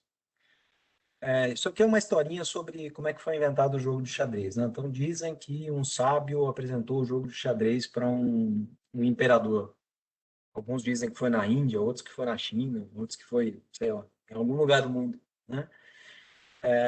E esse imperador falou, poxa, eu adorei esse jogo de xadrez. Né? Acho ele maravilhoso. Me fala o que você quer em retorno. para esse jogo de xadrez. E o sábio falou, olha, muito simples o que eu quero. Eu quero o seguinte, ó, você me dá um grãozinho de arroz, o primeiro quadradinho do tabuleiro de xadrez, e aí a cada quadradinho você vai dobrando essa quantidade de arroz, tá? 2, 4, 8 e assim por diante. O imperador, que não entende muito de matemática, falou, tá bom, beleza, maravilha, né? Me parece tranquilo, isso são só 64, né, quadradinhos, pouca coisa. Muito bem. Quando ele estava no oitavo, no 16º quadradinho, esse cara já tinha não sei quantas sacas de arroz que o imperador devia para ele, tá? E quando ele chegou no final do tabuleiro, esse imperador devia para o cara um Monte Everest de arroz, tá? Uma quantidade inexistente no planeta. Por quê? Porque isso aqui, gente, é matemática, tá? Isso é progressão geométrica, né? 2 elevado a 63. É esse número bonito aí que vocês estão vendo na tela. Por que eu estou falando tudo isso? Porque essa é a forma como a capacidade de processamento de um computador quântico deve ser medida. Tá? Cada vez que eu adiciono um bit num computador, um quantum bit, eu estou, na verdade, multiplicando essa projeção, né, essa capacidade de processamento de acordo com essa progressão geométrica. Então, um computador de 2 elevado a 63, 2 de 63 quantum bits, pode representar esse número de estados aí que vocês estão vendo, né, que é um negócio totalmente absurdo. Então, para terminar essa questão da computação quântica, ano passado não, acho que já é retrasado já. Aqui ano passado foi tão maluco que eu já quase que apaguei ele. A Google anunciou que o computador quântico deles assumiu ou chegou no que eles chamam de supremacia quântica. O que significa isso? Ele resolveu um problema que um computador tradicional levaria 10.000 anos para resolver, e isso, 10.000 anos é um número teórico, porque você não vai esperar 10.000 anos de processamento, né? Mas esse computador quântico resolveu isso em 2 minutos e meio. Então, essa é a diferença, tá? Entre um computador quântico e um computador tradicional. Então, quando eu levo isso para o mundo da inteligência artificial e para o mundo da superinteligência, que eu falei para vocês, é só uma questão de tempo. Né? É uma questão de tempo para que a gente realmente seja capaz de criar essas superinteligências. Mas eu queria chamar a atenção para um aspecto, e aí eu tenho muito orgulho da empresa que eu trabalho hoje, que ela trabalha com esse aspecto aqui, que é o que a gente chama de inteligência artificial ética. Né? Então, aqui o desenho ele ilustra um conceito bem simples, né? Que é, se você apresentar para um algoritmo uma situação dessa daqui, olha, você está dirigindo um carro, vai ter um acidente, não tem como evitar o acidente. O acidente ele pode matar 3 pessoas ou pode matar 5. No primeiro cenário, essas 3 pessoas, 2 são crianças, né? E no outro cenário, são 5 integrantes do carro e os 5 são adultos. O que o computador faz? Mata 3, sendo 2 crianças, ou mata 5, sendo 5 adultos? É uma questão insolúvel, né? Mas o computador, para resolver isso, ele tem que resolver isso de acordo com uma métrica, né? Ele não vai conseguir filosofar em cima disso, né? Então, ele depende de uma métrica. Então, ética em inteligência artificial é algo extremamente importante. E aí eu faço uma propaganda da FAICO, que é a empresa que eu trabalho, porque a FAICO tem soluções de inteligência artificial há mais de 20 anos no mercado e hoje uma das principais áreas de pesquisa que a gente tem trabalhado é com ética na inteligência artificial, tá? Que é como você tornar os algoritmos mais justos e mais éticos, né? Na hora deles decidirem o que fazer. Muito bem, só faltam 2 slides, gente. Não quero forçar tanto a barra com vocês. Queria falar um pouquinho sobre tendências da inteligência artificial. Então, a FAICO, né, e a nossa equipe de inteligência artificial, ela enxerga esses 5 blocos aqui como como os blocos que a gente deve ter maior desenvolvimento nos próximos anos. Primeiro, é um tema de governança dos modelos, né? Então, tecnologias como blockchain, elas podem ajudar você a entender o que acontece no modelo de inteligência artificial, né? Porque eles são super complexos, né? E a complexidade é tão grande que você não consegue entender o que acontece lá dentro, né? Por isso que muita gente fala, mas é uma caixa preta. De fato, muitas vezes é uma caixa preta, a gente não consegue interpretar. Então, uma das tendências é fazer com que essa interpretação passe a ser possível, e uma das tecnologias que tem sido usadas para isso é o blockchain. Outra tendência é o uso de inteligência artificial como serviço. Então, ligado à nuvem, né, algo que eu falei no começo da apresentação, a nuvem possibilita que você tenha serviços de inteligência artificial que uma pessoa comum possa usar através da nuvem, né? Eu queria dar um exemplo aqui do computador quântico, por exemplo, né? Eu fui lá e entrei na IBM, no site da IBM, e programei. Fiz um programa super bobo, mas programei o computador quântico da IBM. Isso é um serviço na nuvem, né? Então, a nuvem tem essa facilidade de trazer esses serviços, às vezes complexos, para um nível onde qualquer um pode utilizar. Outra tendência é que os consumidores, a gente ilustra isso pela frase, os consumidores são donos dos dados, né? Vocês já devem ter ouvido falar na LGPD, né? Na Lei de Proteção de Dados. Vários países têm aprovado isso. Então, os algoritmos de inteligência artificial, eles têm que aprender que dados eles podem utilizar sobre as pessoas, tá? Porque as pessoas podem não autorizar alguns dados, né? Então, lembra do exemplo de olhar a nossa pupila, se ela está dilatando ou não? Puxa vida, pode ser que eu não autorize isso, né? Então, os algoritmos têm que, de alguma forma, ter dentro deles esse controle.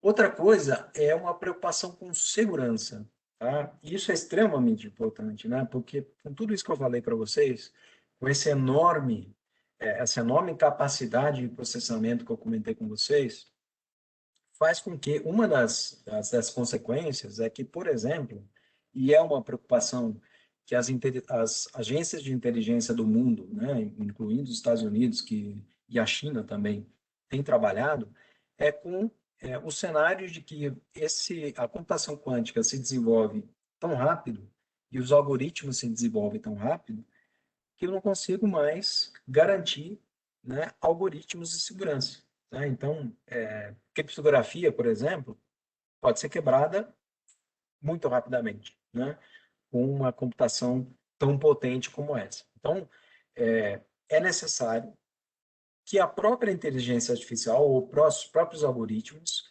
passem a incluir o que a gente chama de segurança por design. E a gente já tem isso dentro dos nossos softwares. Por exemplo, o próprio algoritmo identifica um ataque de dados, tá? É algo que, vamos lá, tem acontecido com uma frequência cada vez maior, é uma fraude que a gente chama de fraude de enganar enganar o algoritmo. O que é isso? O fraudador, ele gera um conjunto de dados falso e treina o algoritmo com esse conjunto de dados falsos. Tá? Então, por exemplo, ele quer que todos sejam cachorro. Então, ele manda só cachorro, inclusive os muffins, ele fala que são cachorros e ele treina o algoritmo para isso. Tá? Então, já é importante que a gente comece a ter dentro do próprio algoritmo dispositivos para a identificação desses desvios, né? E isso já começa a acontecer. Outra coisa é que inteligência artificial nem sempre resolve tudo, né? Às vezes uma regra simples, né? Um if, tá? Uma regra tão simples como essa pode resolver o que a gente precisa, tá? Então, muitas empresas, por exemplo, elas abandonaram algumas técnicas super complexas de inteligência artificial e voltaram para regras simples para resolver alguns problemas simples, né? Então, o que a gente chama de inteligência artificial humilde é isso, é o próprio algoritmo ser capaz de identificar quando, de fato, a inteligência artificial é necessária e quando não é, os passar a utilizar, por exemplo, um algoritmo muito simples baseado em regra, por exemplo. E, finalmente, eu queria falar um pouquinho mais sobre tendências do mundo de tecnologia, não tanto de inteligência artificial só, mas eu queria comentar com vocês um pouco sobre tendências do mundo de tecnologia. Essas são previsões da Gartner, né? Gartner, o Instituto Gartner de Tecnologia. Eu fiz aqui um apanhado dos relatórios. Todo ano eles soltam um relatório de tendências, né? Eu fiz aqui um apanhado dos últimos 3 anos. Então, uma das tendências é a computação quântica, né? Já se prevê que em 2023, 20% das empresas já terão orçamento para computação quântica, tá? Aliás, não sei porque que eu escrevi errado aqui. 20% das organizações terão orçamentação. Não, não é isso. Terão orçamentos, tá? Para a computação quântica. Outra previsão, e isso é muito interessante, né? É que existe já uma técnica de armazenamento de dados diferente do que a gente conhece hoje. Então, eu falei para vocês de explosão de dados, né? Eu falei que existe um número cada vez maior e muito grande de informação sendo gerada no mundo e os nossos dispositivos atuais de armazenamento já começam a dar sinais de que não são capazes de armazenar tanta informação ou ficam caros, né, para armazenar. Então, já existe uma técnica, já existe um material baseado em DNA, né? Então, o DNA, vocês sabem que o DNA ele tem 2 propriedades muito interessantes para armazenar, né, dados. Primeiro, ele tem um alto grau de compactação, né? Se vocês lembrarem, numa cadeia de DNA, ele tem lá as 4 proteínas básicas, né? E com isso, ele consegue armazenar um volume gigantesco de informação, né? Todo o código genético humano, que é gigantesco, se armazena numa cadeia de DNA. E a outra propriedade é que ele é praticamente indestrutível. E existem DNAs de milhões de anos preservados, né? Então, essas 2 propriedades, eles fazem com que são propriedades muito desejáveis para armazenamento de dados. Mas calma lá, não estou falando que vai armazenar dado no DNA humano. Não é isso. Vai pegar e, vai injetar dado na minha veia. Não, não é isso. Estou falando de DNA sintético. Então, já existe uma tecnologia para a criação de DNA sintético. Vocês podem pesquisar isso no Google, vocês vão encontrar vários artigos e várias leituras sobre isso. E essa tecnologia deve ser o futuro, tá? Então, em 2024, já se prevê que 30% das empresas já terão armazenamento em DNA como uso comercial. Outra coisa, isso tem a ver com a questão de computação quântica também, é que, lembra que eu falei para vocês da lei de Moore, né, que a cada 1 ano e meio se duplica a capacidade de processamento, mas provavelmente a gente já está atingindo um limite, né, o que é chamado de parede digital para esse tipo de paradigma computacional, tá? A gente já não consegue mais crescer. Por quê? Porque a gente não consegue miniaturizar tanto, né, os microchips, a gente, por uma questão energética, começa a ficar difícil aumentar tanto a capacidade de processamento. Então, novos paradigmas vêm sendo pensados. A computação quântica é uma delas. Existem outros paradigmas, como computação neuromórfica, por exemplo, né, que é baseada na arquitetura do cérebro humano, tá? Então, vocês também podem pesquisar isso, aqui eu não queria dar detalhes, mas é um novo paradigma que tem sido utilizado também para aplicações específicas, né? Outras tendências, né? E aqui uma tendência que vem muito do mundo aí da pandemia, né? Provavelmente, muitas das experiências, inclusive de turismo, vão combinar o real e o virtual, né? Então, já se estima isso, que as experiências de turismo mundiais, elas devem ser modificadas para incorporar experiências virtuais, não só presenciais. Meio maluco isso, né? Mas quando a gente pensa em óculos em realidade aumentada, quando a gente pensa nesse tipo de aspecto, a gente começa a entender, né, como é que isso deve evoluir. E provavelmente uma previsão da Gartner é que já 40% dos negócios de experiência, né, por exemplo, turismo, não só turismo, mas turismo, entretenimento, no modo geral, devem incluir esse tipo de experiência virtual.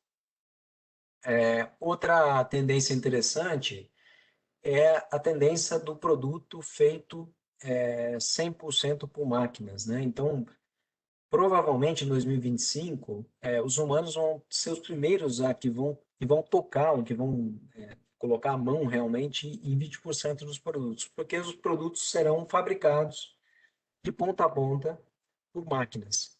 Tá? Existe um conceito, inclusive, que é da empresa 100% automatizada, né? Uma empresa sem funcionários. Então, comecem a ficar preocupados. Tá? Outra coisa é que 75% das conversas do trabalho, né, elas devem ser gravadas e analisadas. Né? Então, uma das coisas que a gente fala sobre explosão de dados, né? Isso, gravar conversa em ambiente de trabalho já é feito em muitas empresas e provavelmente será feito e analisado, né? Inclusive para detectar problemas de segurança ou problemas até de espionagem industrial. E o último comentário, né, é o blockchain, que eu já falei de blockchain um pouquinho para vocês, ele deve gerar, já é uma realidade, tá?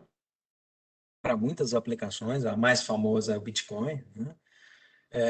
Mas o blockchain já em 2030, deve gerar 3 trilhões de dólares em negócios no mundo inteiro, tá? E esse número já é um número muito significativo hoje em dia e tem crescido cada vez mais. Bom, eu acho que agora eu vou fazer aquela pausa, tomar uma aguinha e esperar as perguntas de vocês, tá? Eu tenho umas referências aqui no material, eu posso... Eu não sei, a gente pode mandar esses materiais para eles, Manuela? Sim, Tá, eu pode mando sim. o PDF para você, porque aí tem uma série de referências e, enfim, vídeos do YouTube, a questão da computação quântica, as pessoas curiosas podem entrar no computador da IBM lá e programar, enfim. Tem várias coisas malucas aí, tá? Eu mando para vocês depois. Mas vamos lá para as perguntas, então.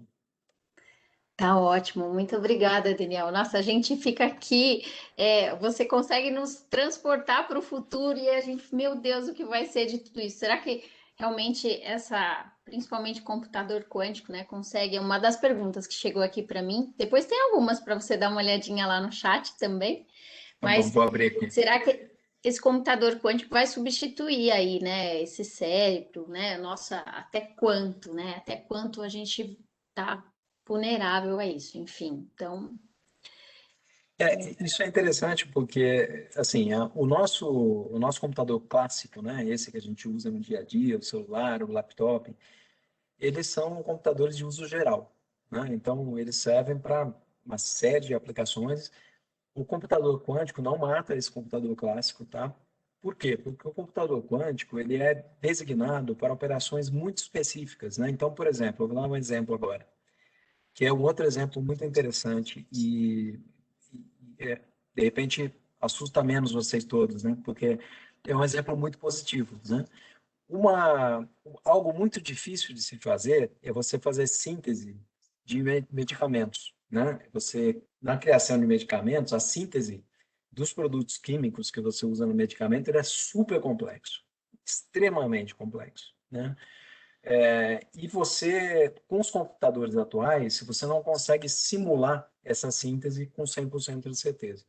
Um computador quântico, ele poderá fazer isso, né? Então, se eu levo isso ao limite, daqui a 30 anos, em teoria, eu posso ter a cura de qualquer doença, tá? Porque eu posso prever exatamente como a doença vai evoluir, eu posso criar todos os cenários de como a doença vai evoluir, e eu posso criar um composto químico ou vamos dizer assim, entre aspas, antídoto, né, para essa doença, prevendo exatamente o que ela vai acontecer. Então, é a chamada medicina individual.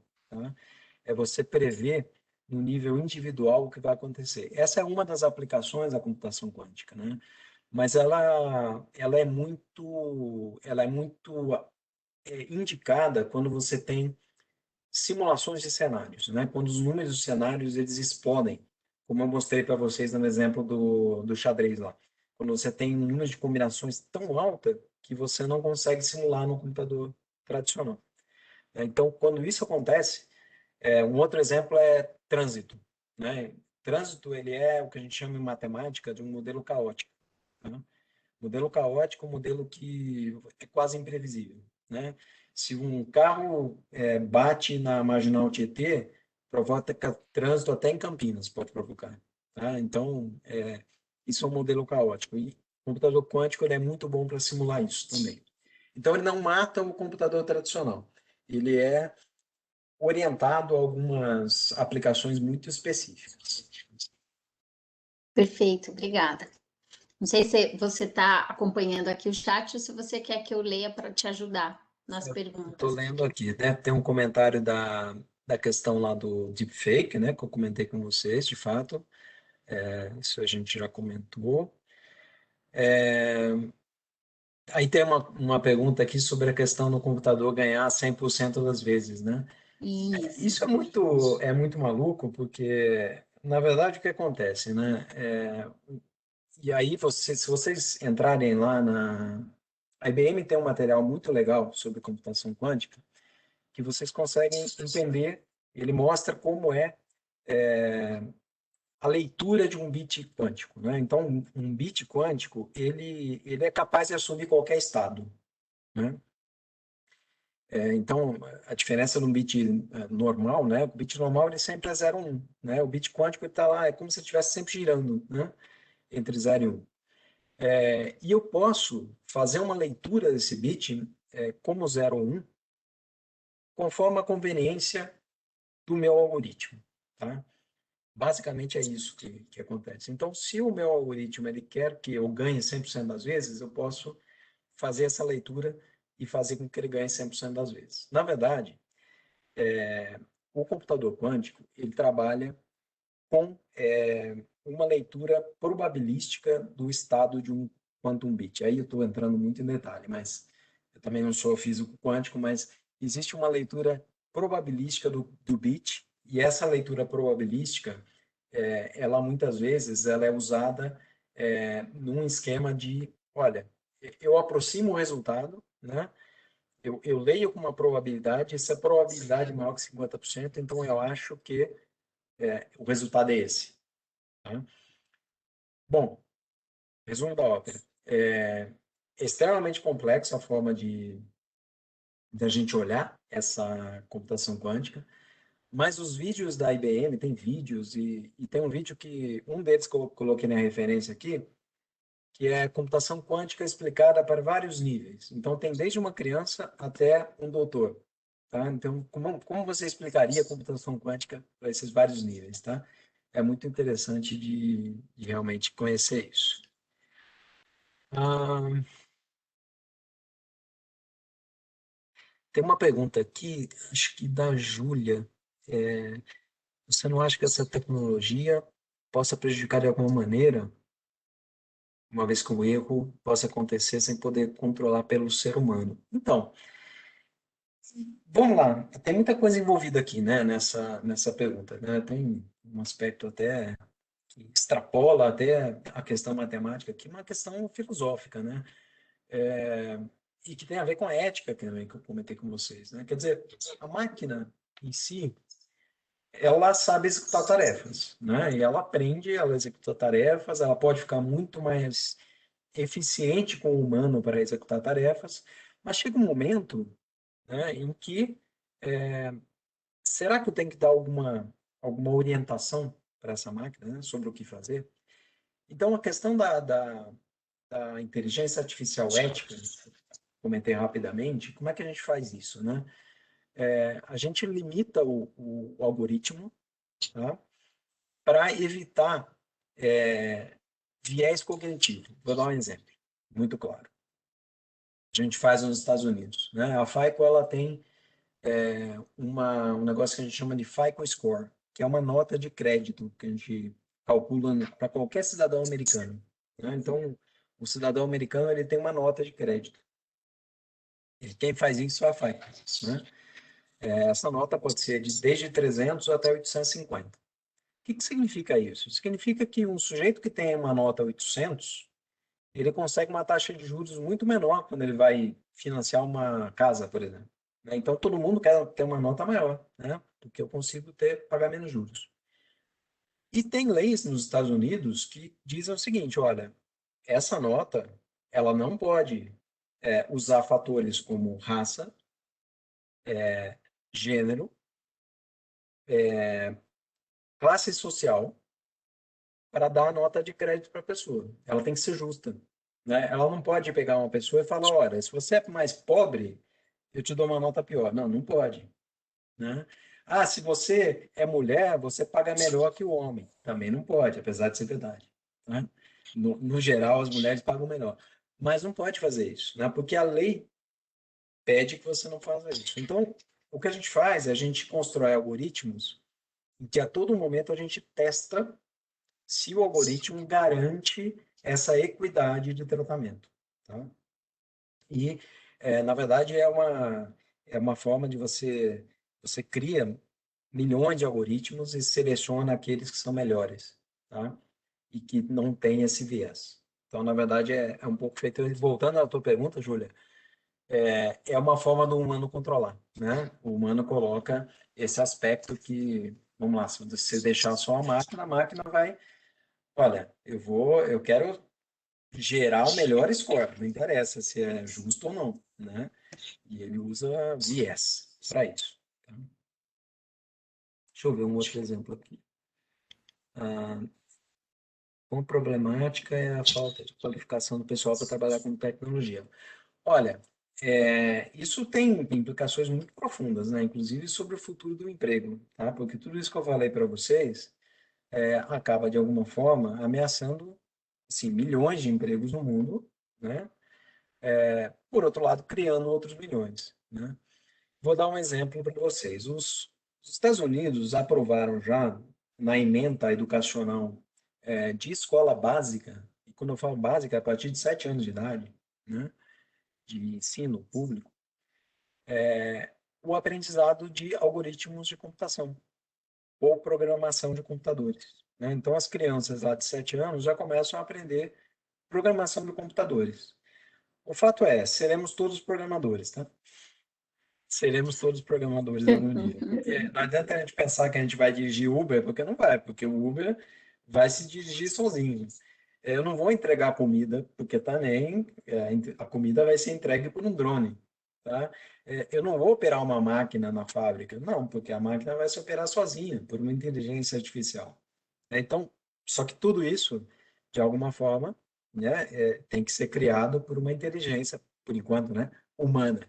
Falo por enquanto porque nada impede, né, que uma inteligência crie a outra, tá?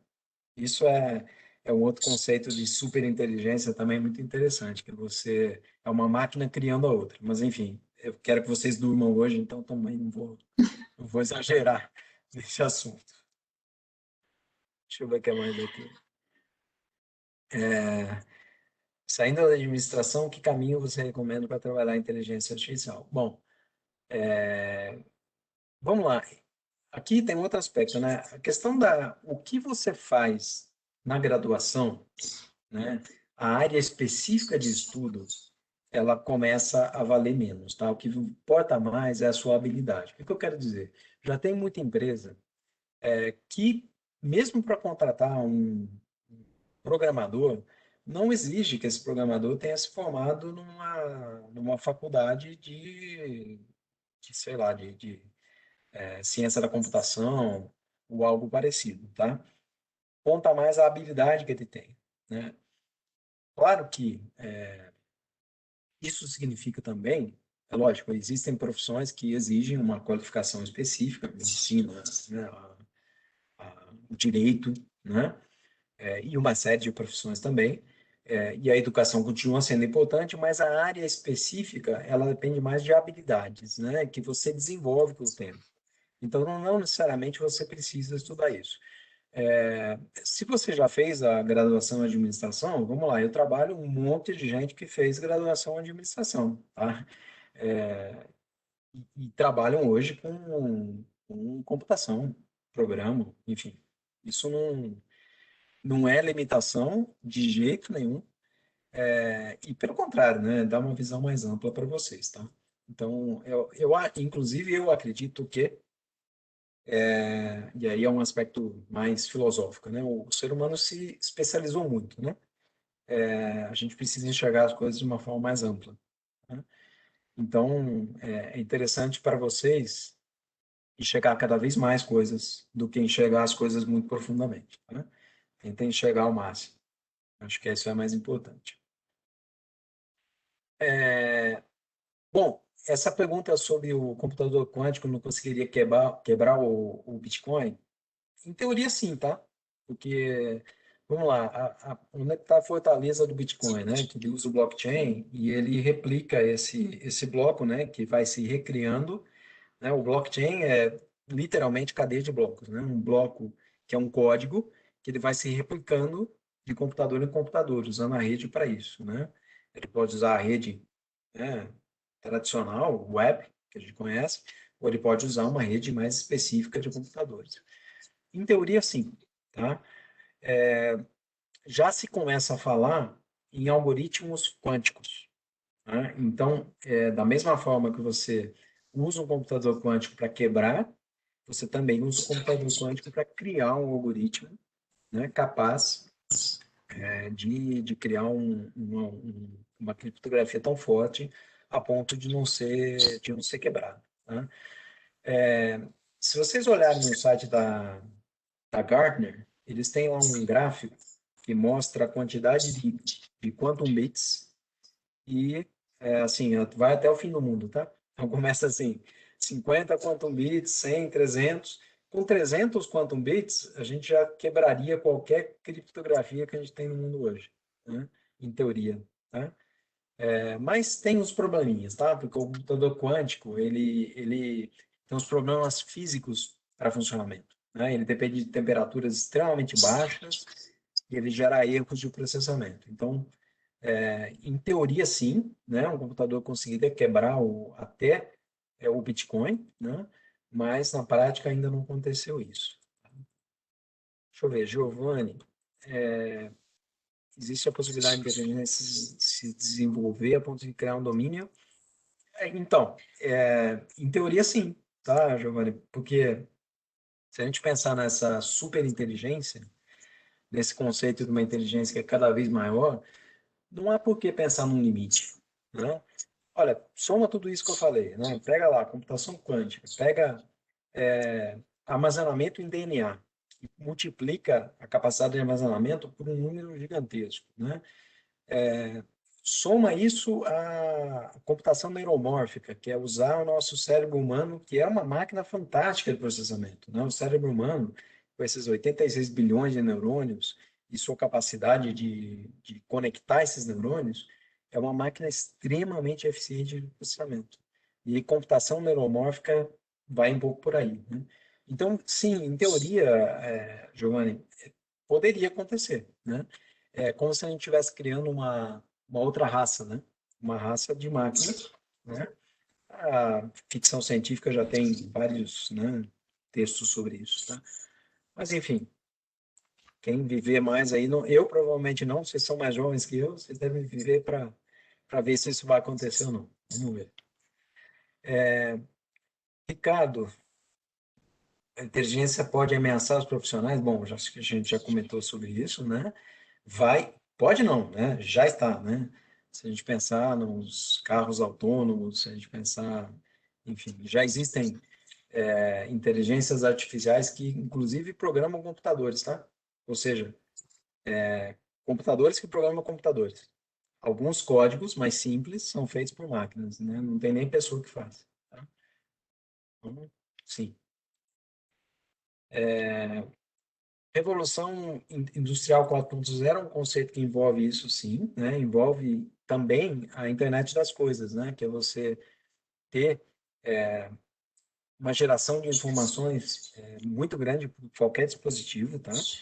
Inclusive, quando a gente pensa em internet das coisas e pensa nesse volume de dados que vai ser gerado, 70, 80% desses dados serão gerados por dispositivos industriais. O que significa isso? Imagina toda a cadeia de produção de um produto, né? E cada momento da cadeia de produção você tem um dispositivo gerando informações, né? Então, isso é uma revolução gigantesca para a indústria, né? Por exemplo, você começar a produzir realmente um conceito real time, né? Quer dizer, eu aperto o botão aqui para comprar um produto e esse produto começou a ser fabricado no momento que eu apertei o botão para comprar, né?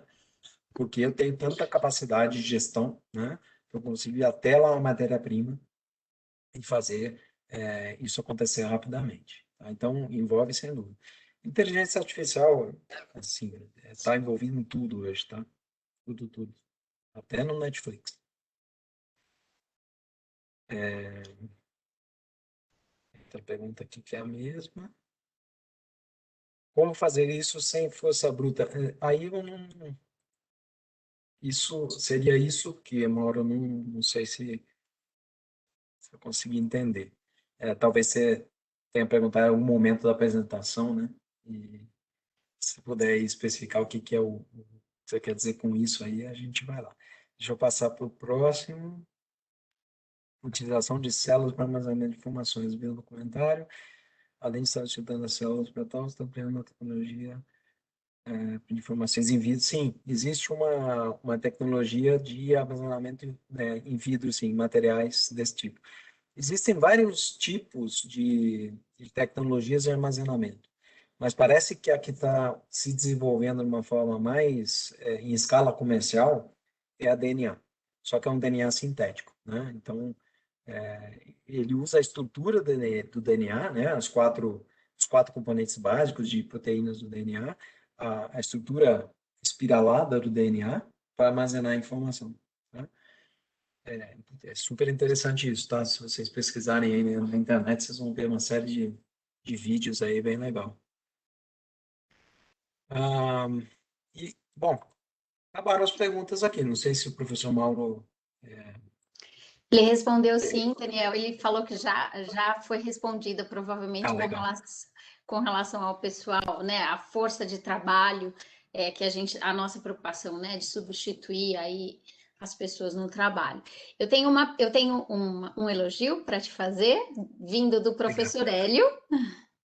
Falou que você foi o professor Hélio fez um elogio à sua palestra, falou que foi excelente e que você foi sempre um grande cientista. Então, realmente foi muito boa. Agora eu tenho uma pergunta minha, que estou aqui esperando se eu vou ter tempo de fazer uma pergunta. Eu sou da área de finanças comportamentais. E aí a gente fica pensando como é que a gente vai conseguir, com tudo isso, juntar, né, entender um pouco mais o comportamento do investidor, o comportamento das pessoas, para conseguir prever melhor e ajudar mais esses investidores a tomarem decisões mais, enfim, né, mais certeiras. O que você entende sobre isso? Interessante você comentar isso daí, que até tem a ver até com uma pergunta, uma última aqui, que se a inteligência substitui o humano, né? Porque, na verdade, a gente está falando sobre a mesma coisa, né? Que é... A gente vai chegar um momento que a gente tem que definir, ou a gente vai ter que pensar muito sobre o que significa ser humano. Porque não vai ser tomar decisões racionais, né? Na área de finanças, por exemplo, na área de investimentos, praticamente toda decisão de investimento feita pelas, enfim, pelas casas aí de... Caramba, esqueci a palavra agora. As casas de investimento, as corretoras. Corretoras. Isso, queria lembrar de corretoras. São feitas por inteligência artificial, né? Então, quando a gente vê esses picos de preço, né? Subindo um preço, uma ação, de uma opção, subindo lá para caramba, ou caindo, muitas dessas decisões são tomadas por máquinas e por algoritmos, né? Que começam a disparar ações e ordens de vendas e ordens de compra e começam a trabalhar o mercado, inclusive manipulando o mercado, né? Teve um evento aí agora há pouco tempo, não sei se vocês conheceram, na empresa de jogos, né? Que teve uma manipulação do mercado, de preços, enfim. E teve também uma outra manipulação, cerca de um mês atrás, não lembro agora qual foi a empresa, mas enfim, isso acontece cada vez mais, né?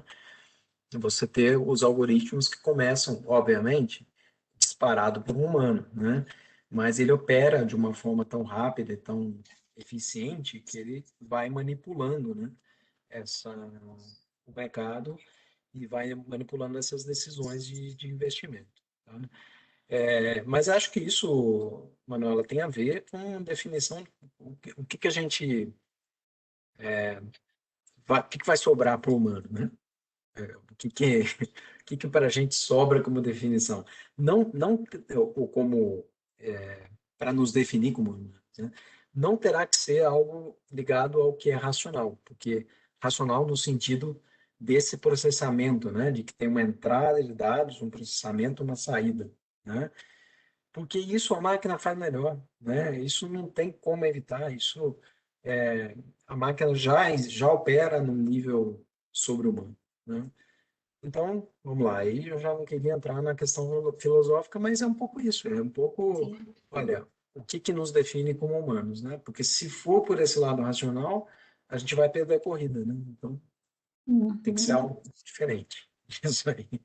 Daniel, é incrível você falar em filosofia diante de tantos dados, né? Quer dizer, a gente percebe que realmente, né? Eu não posso estar só por um lado, mas e que a filosofia ajuda, inclusive, a explicar um pouquinho isso e a falar, pô, não acabou, né? A gente tem aí muito, muito campo, muito sentimento, muita emoção no meio dessa história aí, né? E nem tudo são muito bem, muito Exatamente. legal, interessante, interessante essa sua fala aí ao final aí, muito bom, muito legal.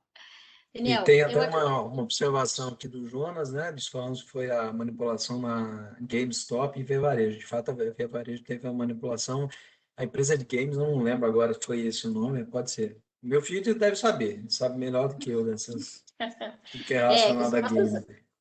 os nossos alunos também estão bem nessa onda, viu, Daniel? Provavelmente o Jonas está falando aí, mas muito Só veio bem, o uma pessoal última está pergunta aqui, olha, uhum, sobre legal. linguagem de programação, né? As linguagens mais usadas, né, em inteligência artificial são Python e R. Principalmente o Python hoje tem ganhado um pouco mais de espaço. Então, Java e C++ são sempre utilizados, mas mais em desenvolvimento de aplicativos, né? Java, .NET, C++. Para inteligência mesmo, para algoritmos, o Python e o R são os que são mais utilizados aí. Tá? Tá joia. Daniel, eu acho que o pessoal está agradecendo aí, fazendo alguns elogios à palestra, mas eu acho que as perguntas acabaram. A gente realmente, a nossa CMO tem esse intuito, trazer para nossos alunos, para nossa comunidade, realmente um pensar diferente. Isso que você trouxe para a gente hoje é algo que a gente vai se transportando para o futuro, o vídeo, enfim, foi incrível. Muito obrigada pela sua disponibilidade em compartilhar seu conhecimento com a gente hoje. A comunidade inteira agradece, Mackenzie te agradece. Muito obrigada pela presença. Tá bem? Eu que agradeço, foi um prazer. Eu vou mandar a apresentação para a Marineide, eu tenho o e-mail dela aqui, e ela distribui para vocês, tá bom? Tá bem. Muito obrigada Obrigado, pela viu? gentileza. Obrigada Obrigado também. a vocês. Até mais. Até mais. Obrigada. E para os nossos alunos, aqui eu vou colocar um minutinho só o link para a gente. Pronto, tá entrando. A gente vai dar por encerrado, então, o nosso segundo dia da nossa CMO, e a gente convida para vocês a fazerem a avaliação, clicando ou no QR Code aqui ou no link, e fazendo a avaliação desse nosso segundo dia. Convidamos vocês para continuarem com a gente os próximos dias, tem muita coisa ainda pela frente. Obrigada pela presença de todos.